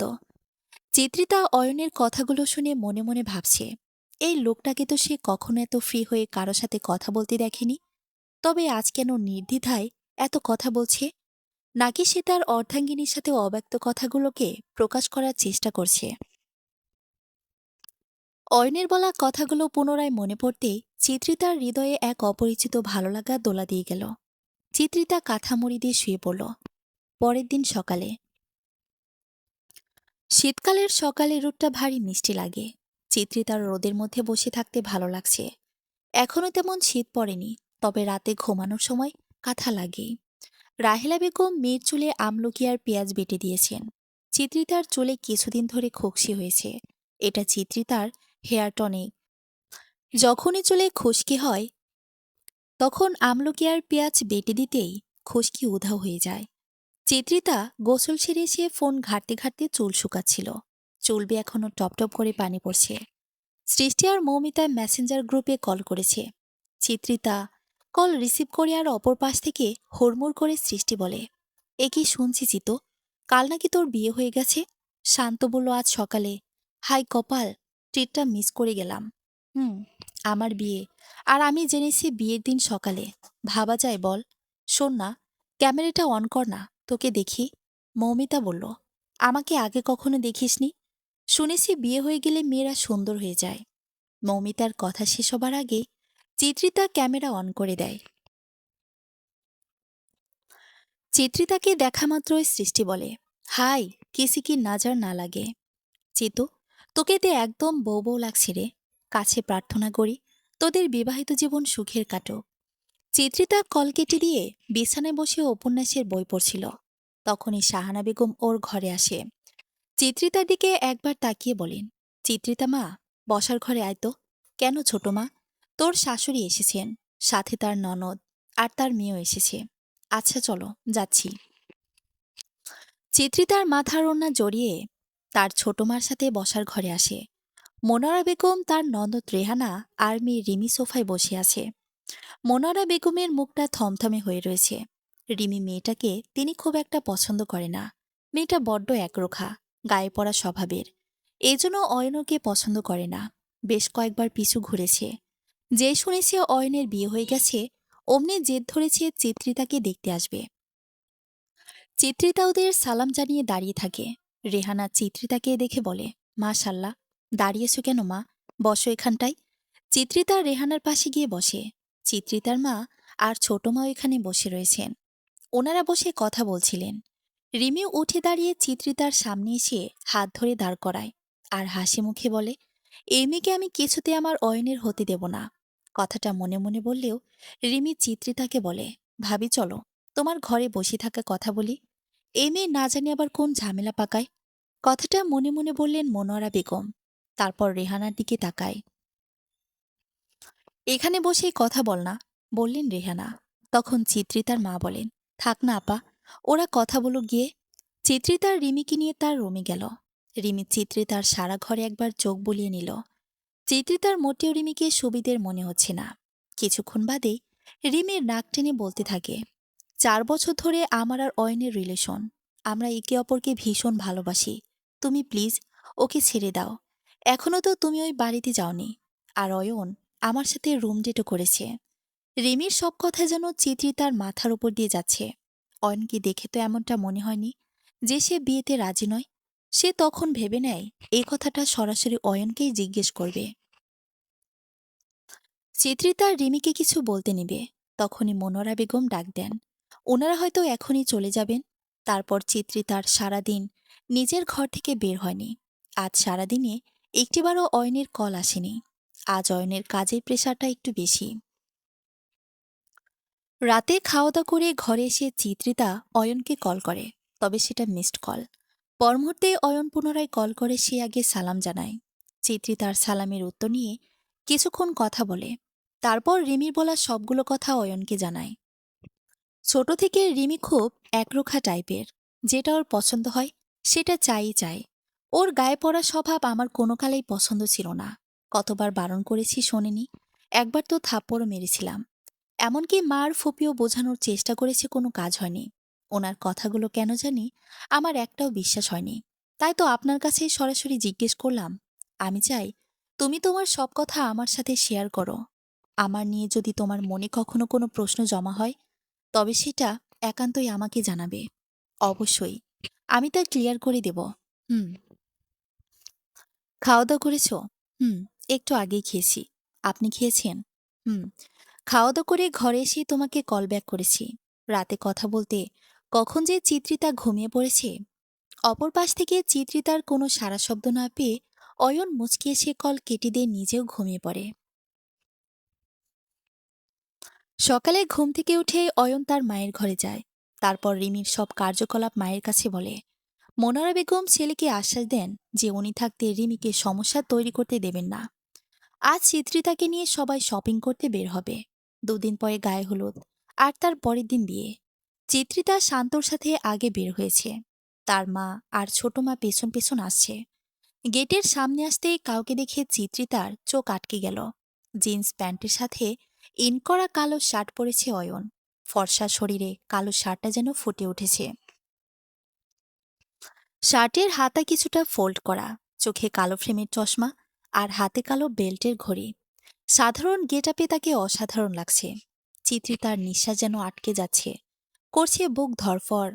একদৃষ্টিতে মানুষটার দিকে তাকিয়ে আছে সে। অয়ন এখানে এসেছে মূলত ওরা সবাই একসাথে বিয়ের শপিং করবে। মনোয়ারা বেগম বলে দিয়েছে সে যাতে চিত্রিতাকে নিয়ে একসাথে যায়। শাশুড়ি থেকে পারমিশন নিয়ে অয়ন চিত্রিতাকে নিয়ে যায়। শান্ত তার মা আর জেঠিমাকে বাইকে করে নিয়ে যায়। চিত্রিতাদের বাড়ি থেকে শপিং মল অনেকটা দূরত্ব রয়েছে। শান্ত তার মা আর জেঠিমাকে নিয়ে মলের ভেতরে চলে যায়। শপিং মলে থেকে অনেকটা কাছে অয়নদের বাড়ি। চারু তার মেয়ে আরশি আর মনোয়ারা বেগমকে সাথে নিয়ে এসেছে কিছুক্ষণ আগে। অয়ন পার্কিং সাইডে বাইক রেখে চিত্রিতার হাত ধরে। অয়ন হাত ধরায় চিত্রিতার বুক ধুকপুক করতে শুরু করে দিয়েছে। হাত কিছুটা কাঁপছে। অয়ন তার অবস্থা বুঝতে পেরে বলে, এভাবে কাঁপছ কেন? আমি কি বাঘ নাকি ভাল্লুক যে তোমাকে খেয়ে ফেলব? কথা বলার মাঝেও অয়নের ঠোঁটে লেগে থাকা অমায়িক হাসির দিকে তাকিয়েছিল চিত্রিতা। হুটহাট তার এমন কাঁপাকাঁপিতে সে প্রচণ্ড বিরক্ত। কই, আগে তো এমন হয়নি কখনো। ওদের শপিং করতে করতে প্রায় সন্ধে হয়ে এসেছে। মাঝে আর 2 দিন রয়েছে হাতে। খুব অল্প সময়ের মাঝে সবকিছু বন্দোবস্ত করতে হচ্ছে। অয়নের অফিস থেকে 15 দিনের ছুটি দেওয়া হয়েছে। চিত্রিতার বিয়েতে চারু বাবার বাড়ি আসতে পারবে না। বাড়ির বড় বউ হিসেবে সব দায়িত্ব তার উপর। একমাত্র দেবর বলে কথা। সব আয়োজন ঘরোয়াভাবেই করা হচ্ছে। অয়নদের বাড়িতে মেহমানে গিজগিজ করছে। তার মামার ফ্যামিলি, আবার রেহানার ফুল ফ্যামিলি এসেছে বিয়েতে। চিত্রিতাদের বাড়িতে ওর নানু বাড়ির সবাই বেশ হৈহুল্লোড় করছে। পরিবারের সবচেয়ে ছোট মেয়ের বিয়ে। আত্মীয় স্বজনদের দিয়েই পুরো বাড়ি ভরে গেছে। আর চিত্রিতা বাবার বাড়ি থেকে শ্বশুর বাড়ি যাবে। বরযাত্রীরা সবাই দুপুরের দিকে চলে আসে। মৌমিতার সৃষ্টিও এসেছে। চিত্রিতাকে অয়নের পাশে বসিয়ে অনেকগুলো ছবিও তোলা হয়েছে। বরাবরের মতো আজও চিত্রিতা লজ্জায় মাথা নিচু করেছিল। দুজনের কিছু সুন্দর মুহূর্তময় ছবি তোলার জন্য সৃষ্টি চিত্রিতাকে জোর করে কিছু পোজ দিতে বলে। চোখে চোখ রেখে হাতে হাত রেখে কিছু ছবি তোলা হয় দুজন দম্পতির। এশার নামাজ পড়ে রাত 8:30টার দিকে ওরা রওনা দেয়। প্রিয়জন, চেনা পরিবেশ ছেড়ে এক নতুন পরিবেশে যাচ্ছে চিত্রিতা। খুব কাছে মেয়েটা, সাথে তার পরিবারও। শান্ত আজ খুব কাছে আদরের বোনটা দূরে চলে যাচ্ছে চাইলেও আর আগের মতো দুষ্টুমি ভরা খুনসুটিগুলো করা যাবে না। আতাউর রহমান দুই মেয়েকে একই সংসারে দিয়ে নিশ্চিন্ত। অয়নের সাথে চিত্রিতার বিয়ে হলে যে মেয়ে সুখেই থাকবে তা উনার অজানা নয়। তবুও মেয়েকে পরের ঘরে পাঠাতে কাঁদে বাবা মায়ের মন। তবে কেঁদে কি লাভ? এটাই যে সমাজের নিয়ম। রাস্তায় জ্যাম থাকার কারণে ওদের বাড়িতে পৌঁছাতে রাত 10টা বেজে যায়। মনোরা বেগম খুশি মনে ছেলের বউকে বরণ করে ঘরে তোলেন। চারু চিত্রিতাকে কিছু খাবার খাইয়ে দেয়। চারু চিত্রিতাকে নিজের ঘরে নিয়ে গিয়ে হাত মুখ ধুয়ে একটা লাল জামদানি শাড়ি পরিয়ে দেয়। চারু যখন চিত্রিতাকে সাজিয়ে দিতে যাবে তখন চিত্রিতার লজ্জায় লাল নীল হওয়ার উপক্রম। তারপর অয়নের ঘরে নিয়ে গিয়ে বিছানায় বসায়। রাতে অয়ন তার ঘরে ঢুকে দেখে চিত্রিতা তার বিছানার একপাশে বসে আছে মাথায় ঘোমটা দিয়ে। সোজা দরজা আটকে দিয়ে সে চিত্রিতার পাশে গিয়ে বসে মাথায় থাকা ঘোমটাখানা সরিয়ে দিয়ে তার মুখ পানে তাকায়। এই মুহূর্তে চিত্রিতার মনে হচ্ছে তার দমটা যেন আটকে গেছে। আজ তাদের বাসরাত, ভাবতে তার হাত পা কাঁপতে শুরু করেছে। অয়ন চিত্রিতার দিকে পূর্ণ দৃষ্টিতে তাকায়। খেয়াল করে মেয়েটা কাঁপছে। মুখে বরাবরের মতো মুচকি হাসি রেখা টেনে চিত্রিতার হাত দুটো আগলে নেয়। হঠাৎ করে হাত ধরায় চিত্রিতা কিছুটা চমকে ওঠে। পরক্ষণে আবার নিজেকে সামলে নেয়। এই প্রথম কোনো পুরুষ তার হাত ধরল, যে কিনা তার স্বামী, তার অর্ধাঙ্গ। এভাবে কাঁপছ কেন? তুমি কি আমাকে ভয় পাচ্ছ? চিত্রিতা অকপটে জবাব দেয়, জি। আমাকে ভয় পেতে হবে কেন? আমি বাঘ নাকি ভাল্লুক? খেয়ে ফেলব কি তোমায়? আসলে খুব নার্ভাসনেস কাজ করছে, অস্পষ্ট করে বলে চিত্রিতা। চলো আমার সাথে। কথাটা বলেই অয়ন চিত্রিতার হাত ধরে তার ঘরের বারান্দাটায় নিয়ে যায়। চিত্রিতাকে দাঁড় করে রেখে অয়ন আবার ঘরে ফিরে আসে। আকাশে পূর্ণ চাঁদের এক অদ্ভুত সৌন্দর্য ফুটে উঠেছে। চারদিকে যেন চাঁদের আলোয় খেলা চলছে। প্রিয়জনের সাথে জ্যোৎস্না বিলাস করার মতো রোমাঞ্চকর মুহূর্ত আর হয় না। চিত্রিতা জানালার পাশে দাঁড়িয়ে অয়নের কথাই ভাবছিল। তখনই সে তার ঘাড়ের ওপর কারো ভারী নিঃশ্বাস উপলব্ধি করে। চট করে পেছন ফিরে তাকিয়ে দেখে অয়ন দাঁড়িয়ে আছে। অয়নকে দেখে চিত্রিতার শরীরে যেন শীতল স্রোত বয়ে যাচ্ছে। চাঁদের আবছালোতে অয়নকে স্নিগ্ধ দেখাচ্ছে। এ যেন এক নতুন ভালো লাগার সাথে পরিচয় হচ্ছে সে। অয়ন চিত্রিতার গায়ে একটা চাদর জড়িয়ে বারান্দায় রাখা দোলনায় বসায়। আর পাশে সেও বসে পড়ে। সেদিন তোমাদের বাড়ির বাগানে একটা দোলনা রেখেছি। এরপর শান্তর কাছ থেকে জানতে পারি দোলনাটা তোমার খুব প্রিয়, তাই কালই আনেছি। মাঝে মাঝে তোমার সাথে এখানে বসে চন্দ্রবিলাস করব বলে। চিত্রিতা কিছুক্ষণ অয়নের দিকে তাকায়, তবে কিছু বলে না। অতপর অয়ন আবার বলে, একজন জীবনসঙ্গীর চেয়ে আপন হয়তো আর কেউ হয় না। আমি তোমার একজন ভালো বন্ধু হতে চাই। মনে রেখো, স্বামী হচ্ছে একটা মেয়ের সবচেয়ে ভালো বন্ধু। তোমার ইচ্ছের বিরুদ্ধে কিছু হবে না, তাই ভয় পেও না। তোমার সব কথা আমাকে শেয়ার করবে। আমি আমার সব কথা তোমার সাথে শেয়ার করব। মনে থাকবে? হুম। চন্দ্রবিলাসের পাশাপাশি কথা বলতে বলতে একটা সময় চিত্রিতা অয়নের কাঁধে মাথা রেখে ঘুমিয়ে পড়ে। বাইরে থেকে হিমশীতল বাতাস আসছে। এখানে বেশিক্ষণ থাকলে ঠান্ডা লেগে যাবে। তাই অয়ন আস্তে করে চিত্রিতাকে কোলে করে ঘরে এসে বিছানায় শুয়ে দেয়। তারপর লাইট অফ করে সেও চিত্রিতার পাশে শুয়ে পড়ে। অয়ন শুয়ে পড়ার সাথে সাথে চিত্রিতা উষ্ণতা পেয়ে তাকে জড়িয়ে ধরে। চিত্রিতার এমন বাচ্চামি দেখে অয়ন হেসে দেয় আর ভাবে, এখন যদি সে জেগে থাকতো তাহলে কি লজ্জাটা এনে পেত। আরও অনেক কিছুই ভাবতে ভাবতে একসময় অয়ন ও চিত্রিতাকে জড়িয়ে ধরে ঘুমিয়ে পড়ে। বাবার বাড়িতে চিত্রিতা প্রতিদিন সকাল 9টায় ঘুম থেকে উঠত। চিত্রিতা ঘুম থেকে উঠে ফোনের স্ক্রিনে তাকিয়ে দেখে 8টা 15 বেজে গেছে। নতুন বউ, তার উপর নতুন পরিবেশ। এভাবে এত বেলা করে ঘুমানো ঠিক হয়নি। আম্মা যদি রাগ করেন। অয়ন রুমে নেই। তার প্রতিদিনের অভ্যেস সকালে ব্যায়াম করা। তাই সে ছাদের কর্নারের রুমে এক্সারসাইজ করছে। চিত্রিতা তাড়াতাড়ি উঠে ফ্রেশ হয়ে রান্নাঘরে চলে আসে। মনোয়ারা বেগম আর চারু নাস্তা তৈরি করছেন। চিত্রিতাকে দেখে মনোয়ারা বেগম একটা মিষ্টি হাসি দেন। নতুন পরিবেশে খাপ খাওয়াতে একটু সময় লাগবে, তবে অভ্যেস করে নিও মা। জি আম্মা, আমি সাহায্য করি আম্মা।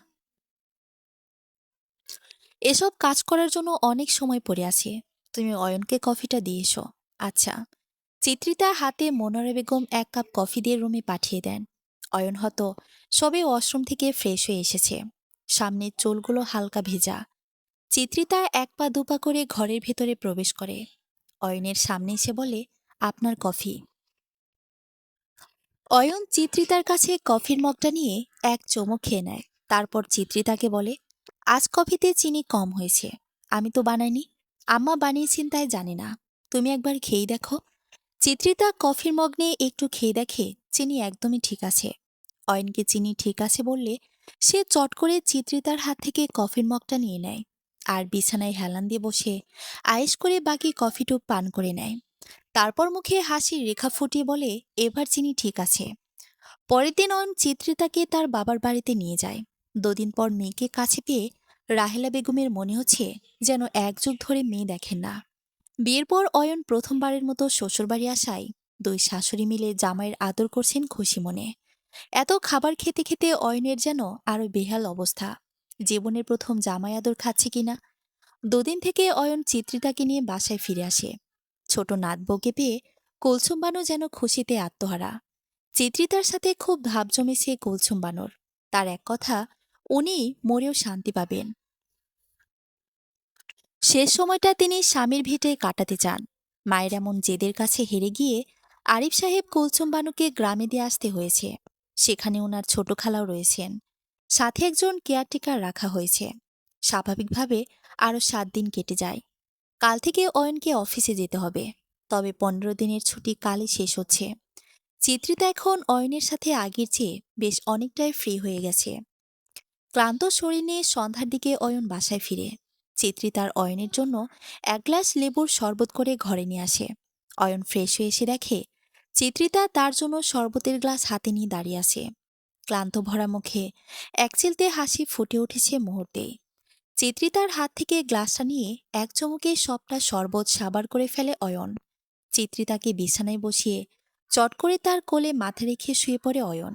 আর কাতর ভরা চাহনিতে তাকিয়ে থেকে বলে, মাথায় একটু হাত বুলিয়ে দিবে সোনা। চিত্রিতা আলতো হাতে অয়নের মাথায় হাত বুলিয়ে দিতে থাকে। অয়ন আবেশে চোখ বন্ধ করে রাখে। একটা সময় অয়ন চিত্রিতার হাত দুটিতে আঁকড়ে ধরে চুমু এঁকে দেয়। অয়নের এমন কাণ্ডে চিত্রিতা কিঞ্চিত চমকে উঠে পরক্ষণে নিজেকে সামলে নেয়। এভাবে হুটহাট করে চমকে ওঠা, কাঁপাকাঁপি শুরু হয়ে যাওয়া নিয়ে চিত্রিতা বরাবরই ভীষণই বিরক্ত। কেন এমন হতে হবে? লোকটা তো তার একান্ত ব্যক্তিগত।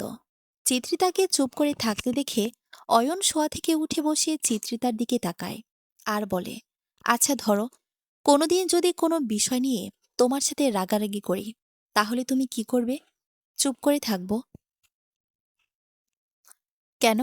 কারণ আমি চাই আমাদের সংসারে শান্তি বিরাজমান থাকুক। দুজনে যদি একসাথে রাগারাগি করি, তাহলে তা বাড়বে, বয়ে কমবে না। আমার বউ দেখছি খুব বুদ্ধিমতী।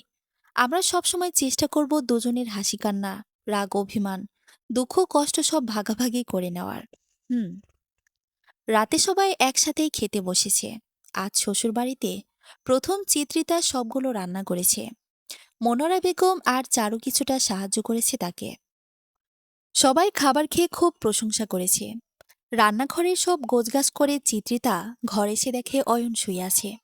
চিত্রিতা ভেবেছে অয়ন ঘুমিয়ে পড়েছে, তাই সে তার গায়ের কম্বলটাকে শরীরে ভালোভাবে জড়িয়ে দিয়ে লাইট অফ করে অয়নের পাশে শুয়ে পড়ে। প্রতিদিন অয়নের বুকে মাথা রেখে ঘুমানোটা তার যেন অভ্যাসে পরিণত হয়েছে। এপাশ ওপাশ ছটফট করছে, তবুও যেন নিদ্রারা চোখে হানা দিচ্ছে না। চিত্রিতাকে এভাবে এপাশ ওপাশ করতে দেখে অয়ন তাকে কাছে টেনে নেয়। চিত্রিতা চোখ বন্ধ করে অয়নের বুকে মাথা রাখে। একটা সময় পর দুজনেই গভীর ঘুমে তলিয়ে যায়। সকালে চিত্রিতার ঘুম আগে ভেঙে যায়। অয়ন এখনো বেঘরে ঘুমাচ্ছে।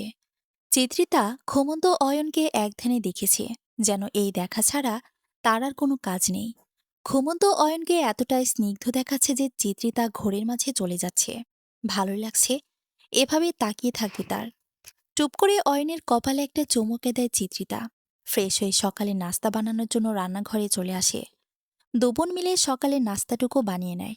খাবার টেবিলে সবাই একত্রে বসেছে। তখন মনোয়ারা বেগম বলেন, কাল ওনার ভাইয়ের বাড়ি মিলাদের আয়োজন করা হয়েছে। মতিন সাহেব বলেছে ওনাদের যেতেই হবে, তাই মনোয়ারা বেগম আর না করে পারেননি। যেহেতু কাল শুক্রবার, তাই কারোর যেতে কোনো অসুবিধে নেই। কাল ভোরের দিকে ওনারা বেরিয়ে পড়বেন। নাস্তা করে অফিসে যাওয়ার উদ্দেশ্যে বেরিয়ে পড়ে আমির আর অয়ন। আরিফ সাহেব রিটায়ার করেছেন বছরখানেক হবে। এখন ওনার অবসর সময় কাটে বই পড়ে। দুপুরের খাওয়া দাওয়ার পর অয়নের সাথে কিছুক্ষণ ফোনালাপ হয় চিত্রিতার। সন্ধ্যের দিকে দু ভাই বাসায় আসে। অয়ন বাসায় আসতেই চিত্রিতা তার জন্য এক গ্লাস শরবত বানিয়ে নিয়ে আসে। চিত্রিতার বানিয়ে দেওয়া শরবত খাওয়াটা অয়নের যেন অভ্যাসে পরিণত হয়েছে। আগে মনোয়ারা বেগম এই দায়িত্বটা পালন করেছে। এখন চিত্রিতা আসায় তিনি নিশ্চিন্ত। অয়ন শরবতটা খেয়ে নেয়। এরপর একটা ব্যাগ চিত্রিতার দিকে এগিয়ে দেয়। ব্যাগের ভেতর একটা মেরুন রঙের শাড়ি। শাড়িটাতে ছোট ছোট সোনালি সুতোয় কারুকাজ করা রয়েছে। অয়ন চিত্রিতাকে এই শাড়িটা কাল পরতে বলে। রাতে ডিনার শেষে সবাই যার যার প্রয়োজনীয় জিনিস ব্যাগে গুছিয়ে নেয়। ভোর ৫টায় ওরা সবাই রওনা দেবে। যেতে যেতে প্রায় ৫ থেকে ৫.৫ ঘন্টা লেগে যেতে পারে। জুম্মার নামাজের পর মিলাদের আয়োজন করা হবে। ওদের পৌঁছাতে পৌঁছাতে প্রায় ১০:৩০ বেজে যায়। জার্নি করে আসার জন্য চিত্রিতা গোসল করে অয়নের দেওয়া শাড়িটা পরে নেয়। শহরের তুলনায় গ্রামে শীতের ভাবটা বেশিই থাকে। চিত্রিটা সোয়েটার জড়িয়ে আছে, তবুও যেন তার শীত কমছে না। কিছুক্ষণ বাদেই অয়ন হাতে করে ১ কাপ চা নিয়ে এসে চিত্রিতাকে দেয়। জুম্মার নামাজের পর মিলাদের আয়োজনটা বেশ ভালোভাবেই হয়। যেহেতু চিত্রিতা নতুন বউ, তাই অনেকে ওকে দেখতে আসে। রাতে মতিন সাহেবের স্ত্রী আর ওনার পুত্রবধূ পিঠা বানাচ্ছে। সাথে মনোয়ারা বেগম আর চারও পিঠা বানাতে সাহায্য করছেন। চিত্রিতা একটা টোলে আরশিকে কোলে নিয়ে বসে বসে পিঠা বানানো দেখছে। পিঠা বানাতে দেখতে ভালো লাগছে তার। ও কখনো পিঠা বানায়নি, তবে দেখে দেখে শেখার চেষ্টা করছে। দোতপলে চিত্রিতার পছন্দের তালিকার শেষে তা মনোয়ারা বেগম জানেন, তাই আলাদা করে ২ পিস বেশি দিয়েছেন তিনি। রাতে ঘুমানোর সময় দুর্দান্ত থেকে কিছু একটা শব্দ ভেসে আসছে, যার জন্য চিত্রিতা ভয়ে ঘুমাতে পারছে না। অয়ন চিত্রিতার অবস্থা বুঝতে পেরে বলে, ভয় পেও না, এগুলো শেয়ালের হাগ। প্রচণ্ড শীতের কারণে ওরা এভাবে কান্না করছে। ওরা কোথায় থাকে? এখানে ছোট একটা পুরনো কবরস্থান আছে। ওরা ওখানে মাটির ভেতর গর্ত করে থাকে। ও, এখন চুপটি করে ঘুমিয়ে পড়ো। জার্নি করে আসার পর তো আর রেস্ট নিতে পারলে না। ঘুমাতে না পারলে খারাপ লাগবে। চিত্রিতার ল্যাপ মুড়ি দিয়ে বিড়াল ছানার মতো শুয়ে আছে। আর অয়ন আলতো হাতে চিত্রিতার মাথায় হাত বুলিয়ে দিচ্ছে। সকালে খুব ভোরে চিত্রিতার ঘুম ভেঙে যায়। বিছানা ছেড়ে উঠে বন্ধ জানালা খুলে দেয়। কুয়াশার কারণে বাইরের কিছুই দেখা যাচ্ছে না। বাইরে থেকে হিমশীতল বাতাস ঘরে প্রবেশ করছে। চিত্রিতার ইচ্ছে করছে এই কুয়াশার মাঝে বাইরে হাঁটতে বের হতে, শিশির ভেজা ঘাসের উপর পা ভেজাতে। এই সমস্ত ভাবনার মাঝেই অয়ন চিত্রিতার কাঁধে হাত রাখে। আপনি উঠে পড়েছেন? বাইরে হাঁটতে বের হবে? হ্যাঁ, এই কুয়াশার মাঝে বাইরে হাঁটতে ইচ্ছে করছে। আচ্ছা চলো তাহলে, মাস্ক পরে নিও। কুয়াশা নাকে গেলে ঠান্ডা লেগে যেতে পারে। ঠিক আছে। অয়ন তার জ্যাকেট পরে চিত্রিতাকে নিয়ে বেরিয়ে আসে। চিত্রিতাকে গ্রামের আশপাশটা ঘুরিয়ে দেখাবে। এখানে সে আরো ৩ বছর আগে এসেছিল। সময়ের সাথে সাথে পরিবেশও পরিবর্তন হতে থাকে। আগে যে জায়গায় গাছপালা ছিল, সেখানে এখন মানুষ বাড়িঘর তৈরি করে ফেলছে। চিত্রিতা তার পায়ে জুতো খুলে হাতে নিয়ে ঘাসের ওপর দিয়ে খালি পায়ে হাঁটতে থাকে। অয়ন চিত্রিতার কাণ্ড দেখছে। ওদের সামনে দিয়ে একটা ছেলে মাটির কলসে করে কিছু একটা নিয়ে যাচ্ছিল। অয়ন ছেলেটাকে দাঁড়াতে বলে ইশারা করতে ছেলেটা একটা গ্লাসে পানীয় কিছুটা একটা চিত্রিতার হাতে দেয়। চিত্রিতা ইশারায় জানতে চায় এটা কি। তখন অয়ন বলে এটা খেজুরের রস। তারপর চিত্রিতা একটু একটু করে খেতে থাকে। টেস্টটা চিত্রিতার ভীষণ ভালো লাগে। শীতের সকালে খেজুরের রস খাওয়ার মজাই আলাদা। বেশ কিছুক্ষণ পর ওর আবার বাড়িতে ফিরে আসে। ঘড়িতে তখন 9:30 বাজে। এখনো বাইরে কুয়াশা পড়ছে। কাল রবিবার। আমির আর অয়নের অফিস খোলা থাকায় আজই তাদের ঢাকায় ফিরতে হবে। তাই তারা দুপুরের দিকে রওনা দেয় বাসায় যাওয়ার জন্য। রাস্তার জ্যাম থাকার কারণে মাগরিবের আজানের পর ওরা বাসায় এসে পৌঁছায়। দুদিন একাধারে জার্নি করার ফলে চিত্রিতার মাথা ব্যথা করছিল। তাই সে তার ঘরে এসে শুয়ে থাকে। বাইরে থেকে এসে কখনো ফ্রেশ হয়নি। মনোয়ারা বেগম আদা দিয়ে 1 কাপ চা বানিয়ে নিয়ে এসেছেন চিত্রিতার জন্য। চিত্রিতা তখন শুয়েছিল। শাশুড়িকে দেখে তৎক্ষণাৎ উঠে বসে। মনোয়ারা বেগম চায়ের কাপটা চিত্রিতার হাতে দেন। চিত্রিতা অবাক চোখে শাশুড়ির দিকে তাকিয়ে থাকে। এই মানুষটা এত ভালো কেন? একদম তার মায়ের মতো। চারু আর চিত্রিতাকে মেয়ের মতোই ভালোবাসেন। এই মানুষটার জন্য চিত্রিতার মনে সম্মানটা যেন দিনকে দিন বেড়েই যাচ্ছে। আরিফ সাহেবও তেমনই। কথা বলার সময় মা ডাক্তার সাথেই থাকে। ভাগ্য করে এমন শ্বশুর শাশুড়ি পাওয়া যায়। মনোয়ারা বেগম যত্ন সহকারে চিত্রিতার চুলে তেল লাগিয়ে দিচ্ছেন। এতে যেন চিত্রিতার মাথা ব্যথা এক নিমিষেই গায়েব হয়ে গেছে। রাতের খাবার রান্নাটা চারুই সামলেছে। চিত্রিতা হাতে হাতে সাহায্য করে চেয়েছিল, তবে চারু কিছুই করতে দেয়নি। রাতের খাওয়া দাওয়ার পর চিত্রিতা আজ অয়নের সাথে ঘরে এসে পড়েছে। মনোয়ারা বেগমই ওকে জোর করে ঘরে পাঠিয়ে দিয়েছেন। অয়ন ঘরে এসে দেখে চিত্রিতা কম্বল মুড়ি দিয়ে শুয়ে আছে। দরজা আটকিয়ে অয়ন চিত্রিতাকে জিজ্ঞেস করে, এখনো মাথা ব্যথা করছে গো সোনা? না। কম্বলের নিচে থেকে উত্তর দেয় চিত্রিতা। অয়ন বিছানে এসে চিত্রিতার পাশে শুয়ে পড়ে। তবে আজ অয়ন প্রতিদিনকার মতো চিত্রিতাকে কাছে টেনে নেয়নি। অয়নের বুকের উপর মাথা না রাখলে চিত্রিতার যেন ঘুমই আসে না। অয়ন কাছে টেনে নেয়নি, তাতে কি চিত্রিতা তো যেতেই পারে। লাজ লজ্জার মাথা খেয়ে চিত্রিতা অয়নের আরো কাছে গিয়ে তার বুকে মাথা রাখে। চিত্রিতার এমন কাজে অয়নের মন ফুরফুরে হয়ে ওঠে মুহূর্তে। আর বুকের ভেতর দ্রিম দ্রিম শব্দ করতে শুরু করে। সেও চিত্রিতাকে বুকের মাঝে ঝাপটে ধরে। তার তো এটা ইচ্ছে ছিল চিত্রিতা নিজে থেকে যেন তার কাছে ধরা দেয়। ইচ্ছেগুলো ধীরে ধীরে বাস্তবায়ন হচ্ছে ভেবে আনন্দে অয়নের মন নেচে ওঠে। চিত্রিতার অন্তরের গহীনের কিছু অজানা অনুভূতি জেগে উঠছে ক্রমশ। আজ অয়নকে ভীষণ আদর আদর লাগছে চিত্রিতার কাছে। ইচ্ছে করছে চুপ করে একটা চুমু এঁকে দিতে অয়নের কপালে। ভাবতে যাকে লজ্জারা তাদের চাদরের আড়ালে ঢেকে রাখছে, সে কি করে তার ভাবনাকে বাস্তবায়ন করবে? লজ্জায় ভারাক্রান্ত চিত্রিতা সমস্ত ইচ্ছে জ্বালাঞ্জলি দিয়ে অয়নের বুকে ঘুমিয়ে পড়ে। সকালে ঘুম থেকে উঠে নামাজ পড়ে চিত্রিতা বারান্দায় এসে দাঁড়ায়। কুয়াশার ঘেরা শহরটাকে যেন শুভ্রতায় ঘিরে রেখেছে। দূরদূরান্তের কিছু স্পষ্টভাবে দেখা যাচ্ছে না। বারান্দার গ্রিলে পেঁচিয়ে থাকা অপরিচিতা গাছে পাতায় পাতায় শিশিরের কণাগুলো বিন্দু বিন্দু হয়ে জমে আছে। অয়ন ঘুম থেকে জেগে বিছানায় চিত্রিতাকে পায় না। দরজা ভেতর থেকে বন্ধ থাকায় অয়ন বুঝতে পারে চিত্রিতা ঘরেই আছে। বারান্দার দিকে তাকিয়ে দেখে বারান্দার দরজা খোলা। সে বিছানা ছেড়ে উঠে ওয়াশরুমে চলে যায় ফ্রেশ হওয়ার জন্য। 5 মিনিট পর ওয়াশরুম থেকে বেরিয়ে দেখে চিত্রিতা এখনো ঘরের ভেতর আসেনি। তাই সে বারান্দার দিকে অগ্রসর হয়। অয়ন বারান্দায় এসে দেখে চিত্রিতা বাইরের দিকে তাকিয়ে দাঁড়িয়ে আছে। অয়ন 1 পা 2 পা তার দিকে এগিয়ে যেতে থাকে। অয়নের প্রথম চিত্রিতাকে পেছন থেকে জড়িয়ে ধরে। কানের কাছে মুখটা এনে ঘোর লাগানো গলায় ফিসফিসিয়ে বলল, আমার আদরে বউটা সকাল সকাল এখানে কি করছে? অয়নের কথা বলার সাথে সাথে তার ঠোঁট চিত্রিতার কানের লতিতে বারবার স্পর্শ করছে, যার দরুন চিত্রিতা ভেতরটায় এক প্রকার তোলপাড় শুরু হয়ে গেছে। তৎক্ষণাৎ চিত্রিতা তার জামা খামচে ধরে। হার্টবিট যেন আগের তুলনায় আরো দ্রুত লাফাচ্ছে। পেছন ফিরে অয়নকে শক্ত করে জড়িয়ে ধরে, যেন ছেড়ে দিলেই সে পালিয়ে যাবে। অয়ন যেন মুহূর্তে ঘড়ির মাঝে চলে যাচ্ছে।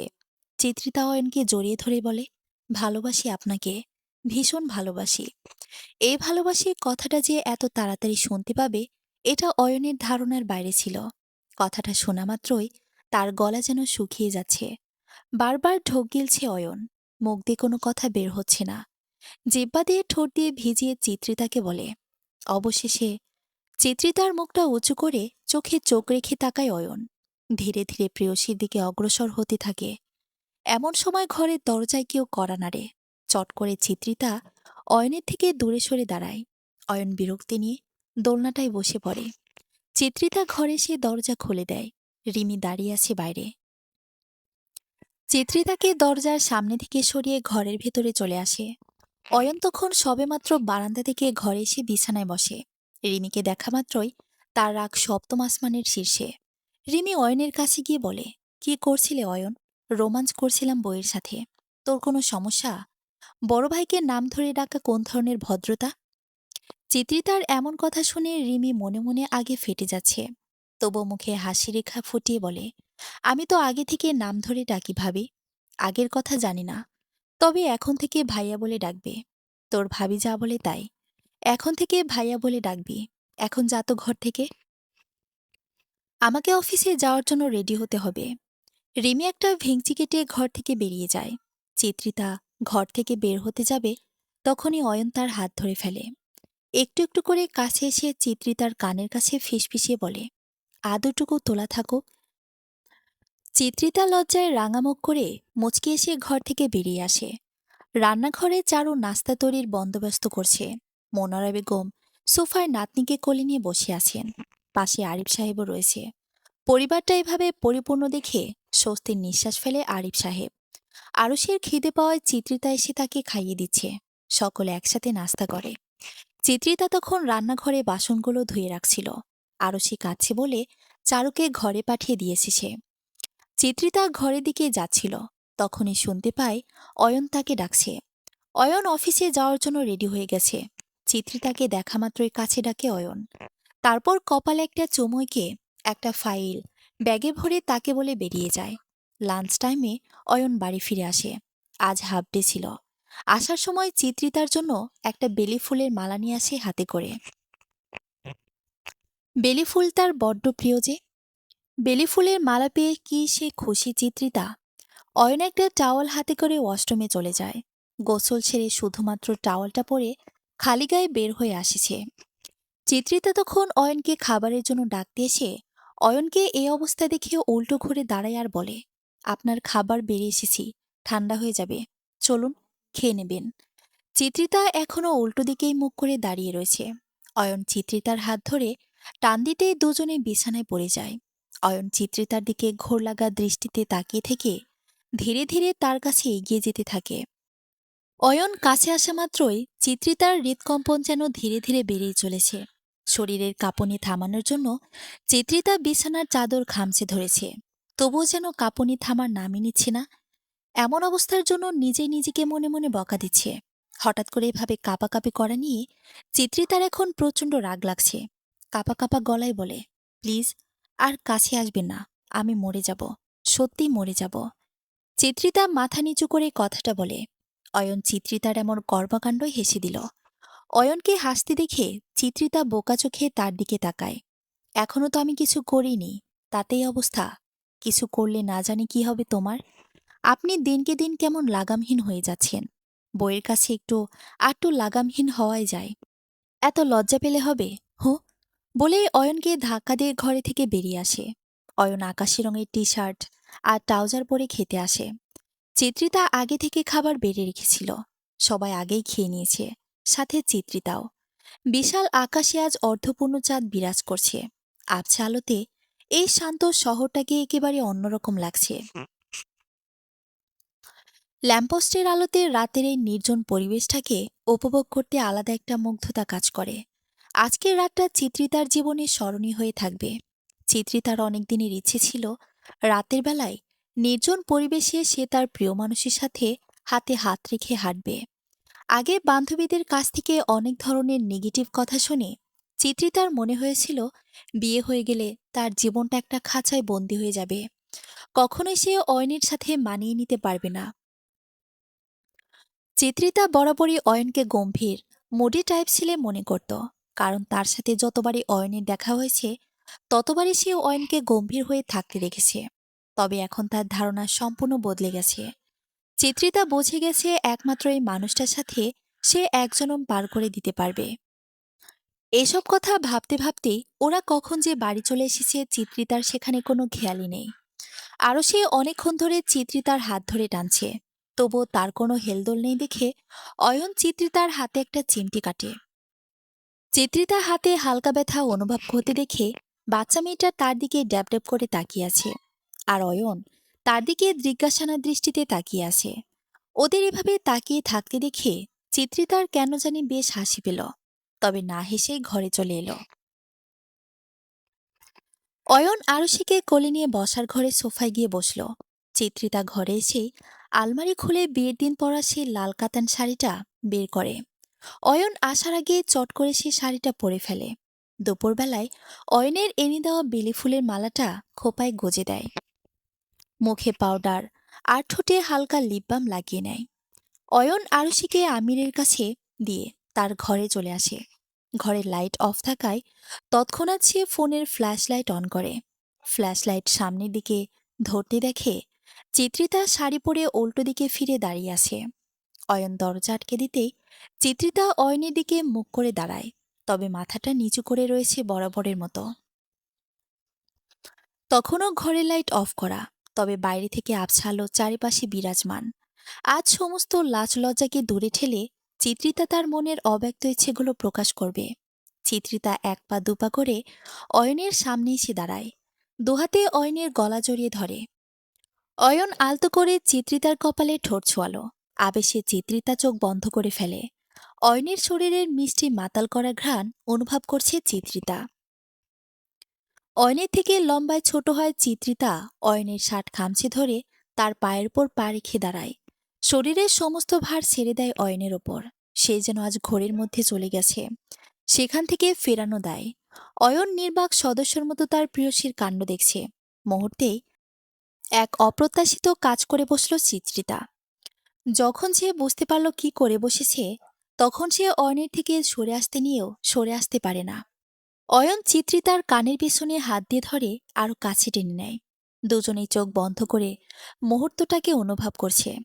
কিছুক্ষণ বাদে অয়ন চিত্রিতাকে ছেড়ে দেয়, তবে দুজন যেভাবে দাঁড়িয়েছিল সেভাবেই দাঁড়িয়ে থাকে। পিনপতন নীরবতা বিরাজ করছে দুজনের মাঝে, তবে ঠোঁটের কোণে লেগে আছে মুচকি হাসি। অয়ন চিত্রিতাকে আলতো হাতে নিজের সাথে মিশিয়ে নেয়। কোলে কোলে চিত্রিতাকে বিছানার কাছে নিয়ে যায়। বিছানার পাশে থাকা লাইটের সুইচটা অফ করে দেয়। দুজনের মাঝে ভালোবাসার এক নতুন অধ্যায় শুরু হলো, যেখানে শুধু বৈধতা আর পবিত্রতা বিরাজমান। আমি আর কিছু বলবো না, বাকিটা আপনারাই বুঝে নিন। ঘড়ির কাঁটা তখন 4:30। চিত্রিতার চোখে ঘুম নেই। কিছুক্ষণ আগে গোসল করে বেরিয়েছে সে। কম্বল মুড়ি দিয়ে শুয়ে আছে, শরীরে ব্যথা অনুভব হচ্ছে। অয়ন অষ্টম থেকে গোসল করে এসে দেখে চিত্রিতা চুপটি করে কম্বলের নিচে শুয়ে আছে। অয়ন বিছানায় চিত্রিতার পাশে গিয়ে শুয়ে পড়ে, তাকে জড়িয়ে ধরে ঘাড়ে মুখ গুজে দেয়। সকাল প্রায় 10:30। এখনও চিত্রিতার ঘুম ভাঙেনি। পাশে অয়ন বেঘরে ঘুমাচ্ছে। চিত্রিতা ঘুম থেকে উঠে দেখে 10:30 বেজে গেছে। বিছানা ছেড়ে উঠতে নিলে শরীর আর মাথাটা ভার ভার অনুভব হচ্ছিল তার। তবু আস্তে আস্তে করে বিছানা ছেড়ে উঠে দাঁড়ায় চিত্রিতা। তবে বেশিক্ষণ দাঁড়িয়ে থাকতে পারে না। শরীর দুর্বলের জন্য মাথা ঘুরে পড়ে। বিছানার কোণায় লেগে কপালে কিছুটা কেটে যায়। চিত্রিতা অয়ন ধরফরিয়ে শোয়া থেকে উঠে পড়ে। দ্রুত কাছে গিয়ে ধরতেই সে উপলব্ধি করে চিত্রিতার গায়ে ভীষণ জ্বর, আর কপালের কোণে কিছুটা রক্ত লেগে আছে। অয়ন চিত্রিতাকে কোলে করে বিছানায় শুয়ে দিয়ে কপালে ব্যান্ডেজ করে দেয়। আর চিত্রিতার এমন অবস্থার জন্য নিজেকে দোষী মনে হয় অয়নের। ভেতরে অপরাধবোধ গ্রাস করে তাকে। অয়নের সেদিন আর অফিসে যাওয়া হয় না। সারাটাক্ষণ চিত্রিতার পাশেই থাকে সে। অনেকদিন হয়ে গেছে চিত্রিতা তার বাবার বাসায় যায়নি। অফিসের ছুটি না পাওয়ায় অয়নের সাথে আর যাওয়া হয়ে ওঠে না তার। মনটা বড্ড খারাপ হয়ে আছে বাবা মাকে দেখার জন্য। আজ অয়ন অফিসে যাবার পথে চিত্রিতাকে তার বাবার বাসায় দিয়ে আসবে। চিত্রিতার চোখে মুখে খুশির ঝিলিক। সকাল 9:30টার দিকে অয়ন চিত্রিতাকে পৌঁছে দিয়ে অফিসে চলে যায়। শান্ত তখন চিত্রিতাকে দেখে যে কি খুশি। কতদিন পর চিত্রিতা এসেছে। আজকের দিনটা কেমন যেন থমথমে, রোদের ছিটে ফোটাও নেই। অয়নের অফিসে কিছুদিন হলো কাজের প্রেসার বেড়েছে। ব্যস্ততার মাঝেই অয়ন কিছু সময় বের করে চিত্রিতার কথার সাথে কথা বলে। ফোনে অয়নের সাথে টুকটাক কথা হয়েছে তার। তবুও চিত্রিতা অয়নকে ভীষণভাবে মিস করেছে। ঘরে লাইট অফ করে চিত্রিতা কম্বল মুড়ি দিয়ে শুয়ে আছে, তবে নিদ্রারা তার ধরা ছোঁয়ার বাইরে। সে মনে মনে আফসোস করতে থাকে, কেন সে একা আসতে গেল। এখন রাতের 11টা বাজে। একটু আগে অয়ন খাওয়া দাওয়া করে ঘরে এসেছে ঘুমানোর জন্য। অয়নও আজ বেলকনি একা একাই বসে আছে। চারিদিকে শূন্যতা বিরাজ করছে। তার মনে যে প্রেয়সীর জন্য ব্যাকুল হয়ে আছে, যেন তাকে ছাড়া এক মুহূর্ত থাকা দেয়। কিছু একটা ভেবে ঝটপট তৈরি হয়ে ঘর থেকে বেরিয়ে পড়ে অয়ন। মোনারা বেগমকে বলে বেরিয়ে পড়ে বাসা থেকে। ছেলের এমন পাগলামো দেখা আড়ালে হাসেন মোনারা বেগম। প্রায় ৩৫ মিনিট পর কাঙ্ক্ষিত স্থানে এসে পৌঁছে গেছে অয়ন। রাস্তায় তেমন গাড়ি ঘোড়া না থাকায় তাড়াতাড়ি আসতে পেরেছে। চিত্রিতাদের বাড়ির কাছে পৌঁছাতে মুখে একচিলতে হাসি ফুটে ওঠে তার। গেটে নক করার মিনিট খানেক পর শান্ত এসে গেট খুলে দেয়। সে এতক্ষণ তার তথাকথিত গার্লফ্রেন্ড মিথিলার সাথে প্রেমালাপে ব্যস্ত ছিল। ভাইয়া, আপনি ঘরে যান, আমি বড় মাকে বলছি। ওনাদের এখন ডেকে বিরক্ত হবে না। তুমি ঘরে গিয়ে শুয়ে পড়ো। কথাটা বলেই চিত্রিতার ঘরের দিকে অগ্রসর হয়। চিত্রিতা তখনও জেগেছিল। এপাশ ওপাশ করার পরেও ঘুমেরা যেন আজ আসতেই চাইছে না। হঠাৎ করে ঘরে কড়া নাড়ার শব্দ পেয়ে চিত্রিতা উঠে বসে। পরবর্তীতে আবারও কেউ কড়া নাড়ে। চিত্রিতা ভাবে হয়তো বাড়ির কেউই, তাই সে উঠে দরজা খোলার জন্য। দরজা খুলে অয়নকে দেখতে পেয়ে চিত্রিতার মনের গহীনে লুকিয়ে থাকা খুশিরা ধেই ধেই করে নেচে ওঠে। অয়ন সারাদিনের ক্লান্ত শরীর নিয়ে প্রেয়সীর মুখ পানে হাসি মুখে তাকিয়ে থাকে। চিত্রিতা অকপটে বলে, আপনাকে বড্ড ক্লান্ত দেখাচ্ছে, আপনি বসে বিশ্রাম করুন, আমি আপনার খাবারের ব্যবস্থা করছি। আমি বাড়ি থেকে খেয়ে এসেছি, তোমাকে ব্যস্ত হতে হবে না, আমি এখন ঘুমাবো। চিত্রিতা দরজা আটকে এসে অয়নের পাশে শুয়ে পড়ে। অয়ন চিত্রিতাকে কাছে টেনে তার বুকে মাথা রাখে। ক্লান্ত হয় ওভাবে চিত্রিতার বুকে মাথা রেখে মুহূর্তে ঘুমিয়ে পড়ে সে। চিত্রিতা অয়নের চুলে হাত বুলিয়ে দিচ্ছিল। একটা সময় পর সেও ঘুমিয়ে পড়ে। নিকোষ কালো আধার কাটিয়ে ভোরের আলো ফুটে উঠেছে। চারিদিকে চারিদিকে পাখির কিচিরমিচির কলকাকলি শোনা যাচ্ছে। জানালার কাজ ভেদ করে পর্দার আড়াল থেকে সোনালি রোদের আলো চোখে পড়তেই ঘুম ভেঙে যায় চিত্রিতার। নিজেকে অয়নের বাহুডোরে দেখে মুচকি আসে। মুগ্ধ নয়নে চেয়ে থাকে অয়নের মুখপানে। এই মানুষটা এত বোঝে কেন তাকে? মানুষটার ভালোবাসায় নিজেকে বিলীন করে দিতে ইচ্ছে হয় তার। ঘুমন্ত অয়নকে আদর আদর লাগে দেখতে। চুপিসারে অয়নের গালে দুটো চুমুকে দেয় চিত্রিতা। অয়ন হালকা নড়ে চড়ে চিত্রিতাকে নিজের সাথে আরো শক্ত করে চেপে ধরে আর বলে, আজ বরকে আদর করা হচ্ছে, কি ব্যাপার? আমার বর, আমি আদর করব, আপনার কি? কথাটা বলে চিত্রিতা অয়নের বুকে মুখ গুজে রাখে। অয়নের মনের মাঝে প্রশান্তি নামক পাখিগুলো আজ মন আকাশে ডানা মেলে উঠছে। চিত্রিতাকে আরো শক্ত করে ঝাপটে ধরেছে। কিন্তু আমি যে বড্ড প্রেম প্রেম পাচ্ছে, তার হচ্ছে না মশাই। উঠুন, আপনার অফিসে যাওয়ার সময় হয়ে যাচ্ছে। চিত্রিতা অয়নকে হালকা ধাক্কা দিয়ে সরিয়ে ওয়াশরুমে চলে যায়। ফ্রেশ হয়ে এসে দেখে অয়ন এখনও বিছানায় কম্বল মুড়ি দিয়ে শুয়ে আছে।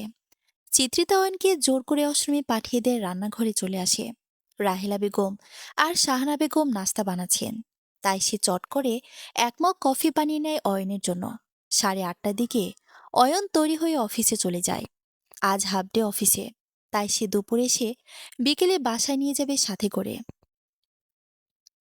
5টার আগে ওরা বাসায় ফিরে আসে। অয়ন ফ্রেশ হয়ে বাইরে কোথাও একটা বের হয়। অয়নের বাইরে যাওয়ার পর চিত্রিতা ফ্রেশ হয়ে নেয়। তারপর বারান্দা রাখা দোলনাটায় গিয়ে বসে পড়ে। গোধূলির লগ্ন শুরু হয়ে গেছে। চারদিকে সোনালি আর লালচে আভাগুলো একটু একটু করে আধারের সাথে মিলিয়ে যাচ্ছে। পাখিরা ডানা ঝাপটে তাদের নিড়ে ফিরে যাবার প্রস্তুতি নিয়েছে। চিত্রিতা একমনে আকাশ পানে চেয়ে আছে। সময় তার নিজ নিয়মে আবহমান। দেখতে দেখতে বেশ অনেকগুলো দিনই কেটে গেছে। ভালোবাসার গভীরতাটা দিনকে দিন যেন বেড়েই যাচ্ছে। আজ ছোট্ট আরশির জন্মদিন। চারু আর চিত্রিতা মিলে আরশির পছন্দের খাবার রান্না করছে। ছোট্ট আরশি এ ঘর ছোটাছুটি করছে। মনোরা বেগম হাতে হাতে ওদের কাজে সাহায্য করছে। বিকেলে চিত্রিতার বাবার বাড়ি থেকে সবাই আসবে। দুপুর 2:30টার দিকে ওদের রান্নাবান্নার সমস্ত কাজ শেষ করে চারুই মূলত সব রান্না করেছে। চিত্রিতা তার শাশুড়ির সাথে মিলে সাহায্য করছিল। এই অল্পতেই হাঁপিয়ে গেছে চিত্রিতা। ঘেমে নিয়ে একাকার হয়ে আছে সে। ফ্রেশ হওয়ার জন্য রান্নাঘর থেকে নিজের ঘরে চলে আসে চিত্রিতা। আজ অয়ন অফিসে যায়নি। বিছানায় বসে আদর্শ হয়ে ফোনে অফিসের কারোর সাথে কথা বলছিল। চিত্রিতা আলমারি খুলে একটা সুতির শাড়ি নিয়ে ওয়াশরুমে চলে যায়। শরীরে ক্লান্তি অনুভব হয়, একেবারে গোসল করে বের হয় চিত্রিতা। ওয়াশরুমের দরজার সামনে দাঁড়াতেই চিত্রিতার মাথা ঘুরে ওঠে। চারপাশের সবকিছু অন্ধকার দেখছে সে। দরজা আঁকড়ে ধরে কিছুক্ষণ চোখ বন্ধ করে দাঁড়ায় চিত্রিতা। নিজেকে স্বাভাবিক করে অয়নের অপর পাশে গিয়ে শুয়ে পড়ে। চিত্রিতাকে এভাবে অবেলায় শুতে দেখে অয়ন বলে, কি হয়েছে তোমার? তুমি তো কখনো অবেলায় এভাবে শুয়ে থাকো না। কিছু হয়নি, ক্লান্ত লাগছে ভীষণ। কিছু হয়নি বললেই হলো? চোখ মুখ কেমন ফ্যাকাশে দেখাচ্ছে তোমার। আমার মাথায় একটু হাত বুলিয়ে দেন না। একটু আবেদনময় হয়ে কথাটা বলে চিত্রিতা। সেই আধস অবস্থাতে অয়ন চিত্রিতার মাথায় হাত বুলিয়ে দিতে থাকে। চিত্রিতা চোখ বুজে আছে, তবে ঘুমিয়ে পড়েনি। বিকেলে চিত্রিতাদের বাড়ির সবাই আসে। সন্ধ্যে 7টার দিকে কেক কাটা হয়। তারপর রাতে সবাই একসাথে খেতে বসেছে। বড়দের আগেই খাবার খাইয়ে দেওয়া হয়েছে। তারা বসার ঘরে কথাবার্তা বলছেন। এখন চারু, আমির, চিত্রিতা, অয়ন আর শান্ত খেতে বসেছে। আরশিকে মনোরা বেগম আগে ঘুম পাড়িয়ে ঘরে শুয়ে দিয়েছে। আজ চিত্রিতার পরিবার এখানে থাকবে। বিরিয়ানিটা মুখে দেওয়ার সাথে সাথেই গা গলে আসছিল। তাই কোনো রকমে নিজেকে সামলে নিয়ে কাউকে কিছু বলার সুযোগ না দিয়ে দৌড়ে ঘরে চলে আসে চিত্রিতা। ওয়াশরুমে গিয়ে অনর্গল বমি করতে থাকে সে। শরীর যেন মুহূর্তে অসাড় হয়ে আসছে। আস্তে ধীরে ঘরের দিকে এগিয়ে আসে। কার্পেটের সাথে পা লেগে পড়ে যাচ্ছিল। তখন অয়ন দৌড়ে এসে ধরে ফেলে। চিত্রিতা চোখ বন্ধ করে অয়নের বুকের মাঝে লেপ্টে থাকে। অয়ন কোলে করে চিত্রিতাকে বিছানায় শুয়ে দেয়। ওভাবে খাবার ছেড়ে উঠে চলে আসলে কেন সোনা? বিরিয়ানির গন্ধটা আমার সহ্য হচ্ছিল না। কেমন বমি বমি পাচ্ছিল। চোখ বন্ধ করে জবাব দেয় চিত্রিতা, চলো, তোমাকে ডক্টরের কাছে নিয়ে যাব। না না, ডক্টরের কাছে যেতে হবে না। একটু বিশ্রাম নিলেই ঠিক হয়ে যাবে। চারুর কাছে চিত্রিতার না খেয়ে উঠে আসার কথা শুনে মনোরা বেগম ওদের ঘরে আসেন। সাথে একটা প্লেটে করে তার জন্য খাবার নিয়ে আসেন। অয়ন বিছানার অন্য পাশে বসেছিল। মনোরা বেগম চিত্রিতার কাছে গিয়ে নিজ হাতে খাইয়ে দিতে চাইলে পরপর দুবার খাবার মুখে দিয়ে খাওয়ার পর তৃতীয় বাড়ির মুখে নেওয়ার সাথে সাথে বমি করে ভাসিয়ে দেয় চিত্রিতা। মনোরা বেগম ঘরটাকে পরিষ্কার করে দেন। মনোরা বেগমের আজও মনে আছে তার আমির যখন পেটে ছিল, কোনো খাবারই খেতে পারতেন না। খাবার খাওয়ার সাথে সাথে বমি করে ভাসিয়ে দিত। আর সবকিছু ওনার স্বামী আরিফ সাহেব পরিষ্কার করতেন। এই নিয়ে ওনার শাশুড়ির কাছে কম কথা শুনতে হয়নি। তারপরও সব সহ্য করতে। কথায় কথায় ওনার শাশুড়ি বলতেন, এই সবই না তার নাটক। সেই থেকেই উনি ভেবে রেখেছেন আমির আর অয়নের বইদের তিনি নিজের মেয়ের মতো করে আগলে রাখবেন। চিত্রিতা শ্রদ্ধার দৃষ্টিতে তাকিয়ে আছে। মানুষটা কত ভালো, মায়ের মতোই যত্ন নেয়। এভাবে পরপর দুবার বমি করার পর মোনারা বেগম কিছুটা খটকা লাগে। তাই তিনি বলেছেন কাল চিত্রিতাকে নিয়ে হসপিটালে যাবেন। পরের দিন অয়ন অফিসে চলে যাওয়ার পর সকাল 10:30টার দিকে মনোরা বেগম চিত্রিতাকে নিয়ে হসপিটালে নিয়ে যান। ডক্টর কিছু টেস্ট করতে দেন। কিছুক্ষণ পরে ডক্টর টেস্টের রিপোর্ট দিবেন। তাই মনোরা বেগম আর চিত্রিতা চেম্বারে বসে আছে। কিছুক্ষণ বাদে ডক্টর তার সাথে করে রিপোর্ট নিয়ে আসেন। রিপোর্টে স্পষ্ট লেখা আছে চিত্রিতা প্রেগনেন্ট। মনোরা বেগম আলহামদুলিল্লাহ বলে খুশি হয়ে চিত্রিতার কপালে আলতো করে চুমু দেয়। বাড়িতে এসে এই খুশির খবরটা অয়নবাদের সকলকে দেওয়া হয়। মনোরা বেগম কড়াকড়িভাবে বলে দিয়েছেন চিত্রিতা যেন এখন থেকে কোনো ভারী কাজে হাত না লাগায়। সঠিক সময়ের খাবার খাওয়া আর ঘুম যেন ঠিক সময়ে করা হয়। ডক্টর কিছু চার্ট দিয়ে দিয়েছে চিত্রিতার প্রেগনেন্সির জন্য। রাতে অয়ন যখন তার মাকে জিজ্ঞেস করে ডক্টর কি বলল, তখন মনোরা বেগম ছেলের কথা কোনো উত্তরই দেননি। মনোরা বেগম নিজ হাতে চিত্রিতাকে খাবার খাইয়ে দিয়েছেন। চিত্রিতার ঘর থেকে বের হয়নি। অয়ন চিত্রিতার কথা জিজ্ঞেস করলে মনোরা বেগম বলেন যে চিত্রিতা ঘরে ঘুমাচ্ছে। অয়ন চুপচাপ খাবার খেয়ে ঘরে চলে আসে। ঘরে এসে দেখে ঘরে লাইট অফ করা। লাইট অন করার পর অয়নের চোখ যায় বিছানার পাশে দেওয়ালে। সেখানে একটা হাস্যোজ্জ্বল বাচ্চার ছবি। চিত্রিতা ঘরে নেই। বারান্দা থেকে গুনগুন আওয়াজ ভেসে আসে।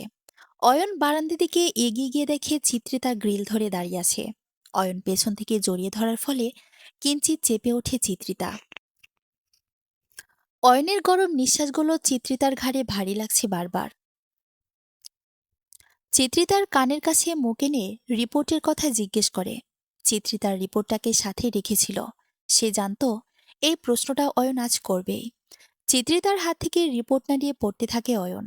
রিপোর্টে স্পষ্ট লেখা আছে, চিত্রিতা 5 সপ্তাহে প্রেগনেন্ট। অয়নের অস্তিত্ব চিত্রিতার মাঝে বেড়ে উঠবে ভাবতেই চোখ থেকে জল গড়িয়ে পড়ল। এ যে খুশির কান্না।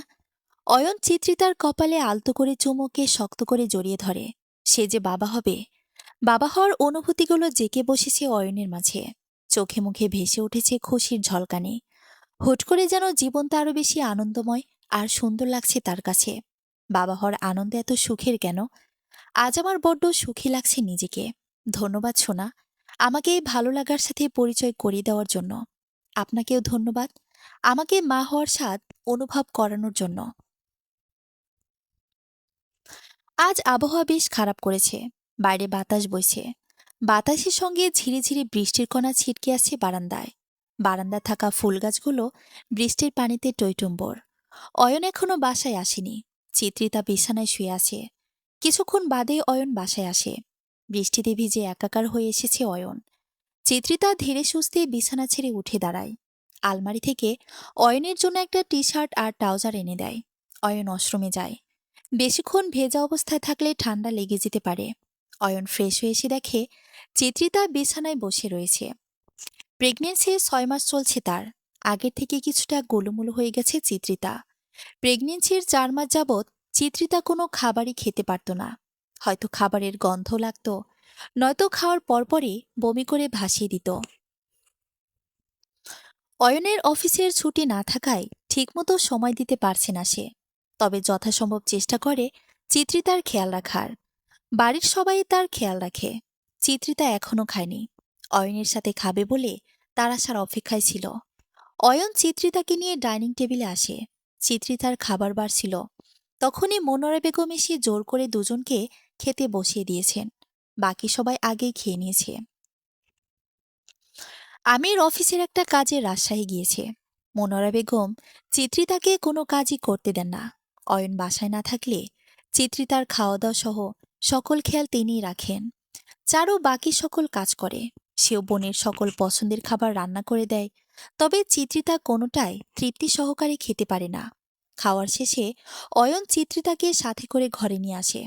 আজ শুক্রবার, তাই অয়ন আমির দুজনে আজ বাসায় রয়েছে। দুপুরের খাবার খেয়ে চিত্রিতার কিছুটা অস্বস্তি বোধ হচ্ছিল। তাই সে ঘরে শুয়ে আছে। অয়ন বিছানার একপাশে বসে মোবাইলে কিছু একটা করছে।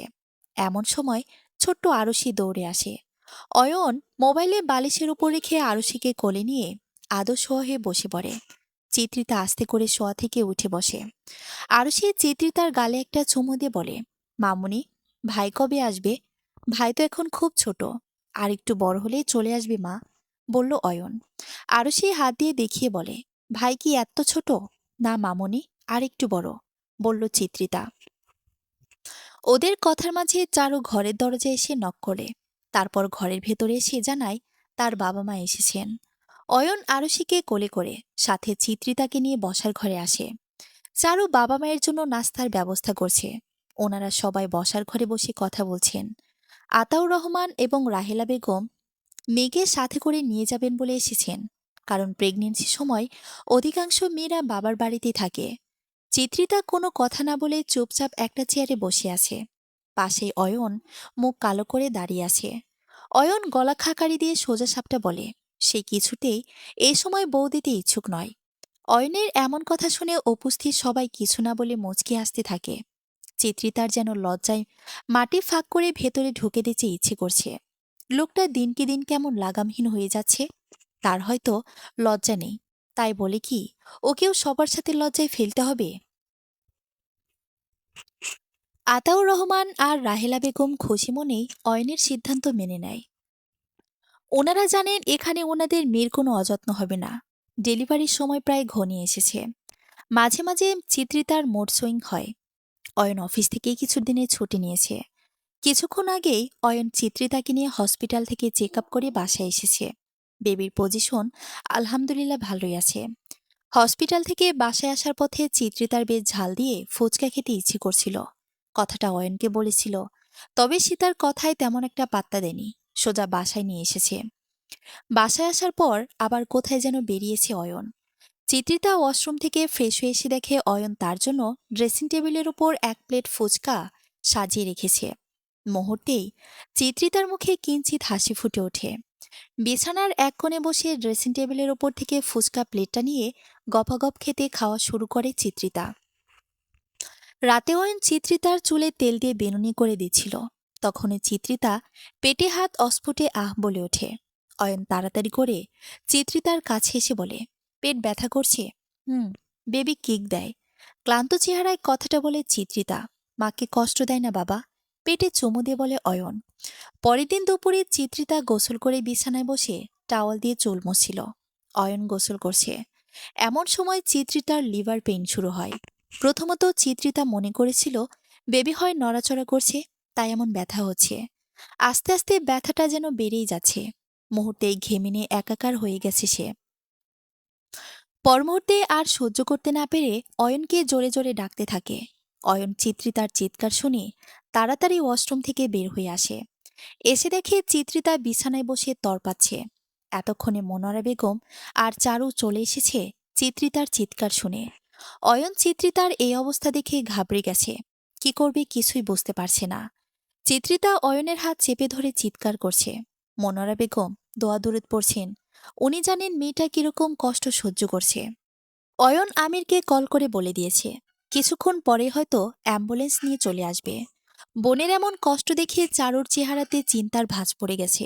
বেশ কিছুক্ষণ পর চিত্রিতাকে স্ট্রেচারে করে অ্যাম্বুলেন্সের ভেতরে নিয়ে যায়। মনোয়ারা বেগম আর আমিরও সাথে রয়েছে। আরিফ সাহেব কিছুদিন ধরে অসুস্থ, তাই চারু বাড়িতেই থেকে গেছে। আর আরশিও তো ছোট। চিত্রিতার চিৎকার শুনে বাচ্চা মেয়েটার সে কি কান্না! বারবার বলছে, আম্মু, মামনিকে কে মেরেছে? মামনি কান্না করছে কেন? মনোয়ারা বেগম চিত্রিতার হাত ধরে সাহস জুগিয়ে যাচ্ছেন। আল্লাহকে ডাকো মা, একটু ধৈর্য ধরো। চিত্রিতার গাল বেয়ে অনবরত পানি ঝরছে। ২০ মিনিটের মধ্যেই ওরা হসপিটালে পৌঁছে যায়। ওটিতে যাওয়ার আগে চিত্রিতা অয়নের হাত শক্ত করে ধরে ফেলে। আকুতি ভরা কণ্ঠে বলে, প্লিজ আপনি আমার পাশে থাকুন। চিত্রিতা কিছুটাই অয়নের হাত ছাড়ছে না। অয়ন ডক্টরকে বলে তাকে যেন ওটিতে অ্যালাউ করে। এই মুহূর্তে অপারেশন করাতে হবে। ডক্টর অয়নকে বলে দেয় সেও সাথে আসতে পারে। বাইরে মনোয়ারা বেগম বসে আছেন। এতক্ষণে চিত্রিতার পরিবারও চলে এসেছে হসপিটালে। সবাই আল্লাহকে ডাকছেন মা ও বাচ্চা যাতে সুস্থ থাকে। ওটিতে অয়ন চিত্রিতার হাতটা শক্ত করে ধরে আছে। প্রতিটা মেয়ে চায় এই সময়টা যেন তার প্রিয় মানুষটা পাশেই থাকে। এতে যেন তাদের মনোবল আরও বেড়ে যায়। চিত্রিতারও তাই হচ্ছে। প্রায় ২ ঘন্টা পর ডক্টর অয়নকে বলে, কংগ্রাচুলেশনস মিস্টার অয়ন, আপনার স্ত্রী ছেলে সন্তানের জন্ম দিয়েছেন। ডক্টর, আমার স্ত্রী সুস্থ আছে তো? হ্যাঁ, উনিও সুস্থ আছেন। Thank you doctor. খুশিতে অয়নের চোখ থেকে পানি গড়িয়ে পড়ে।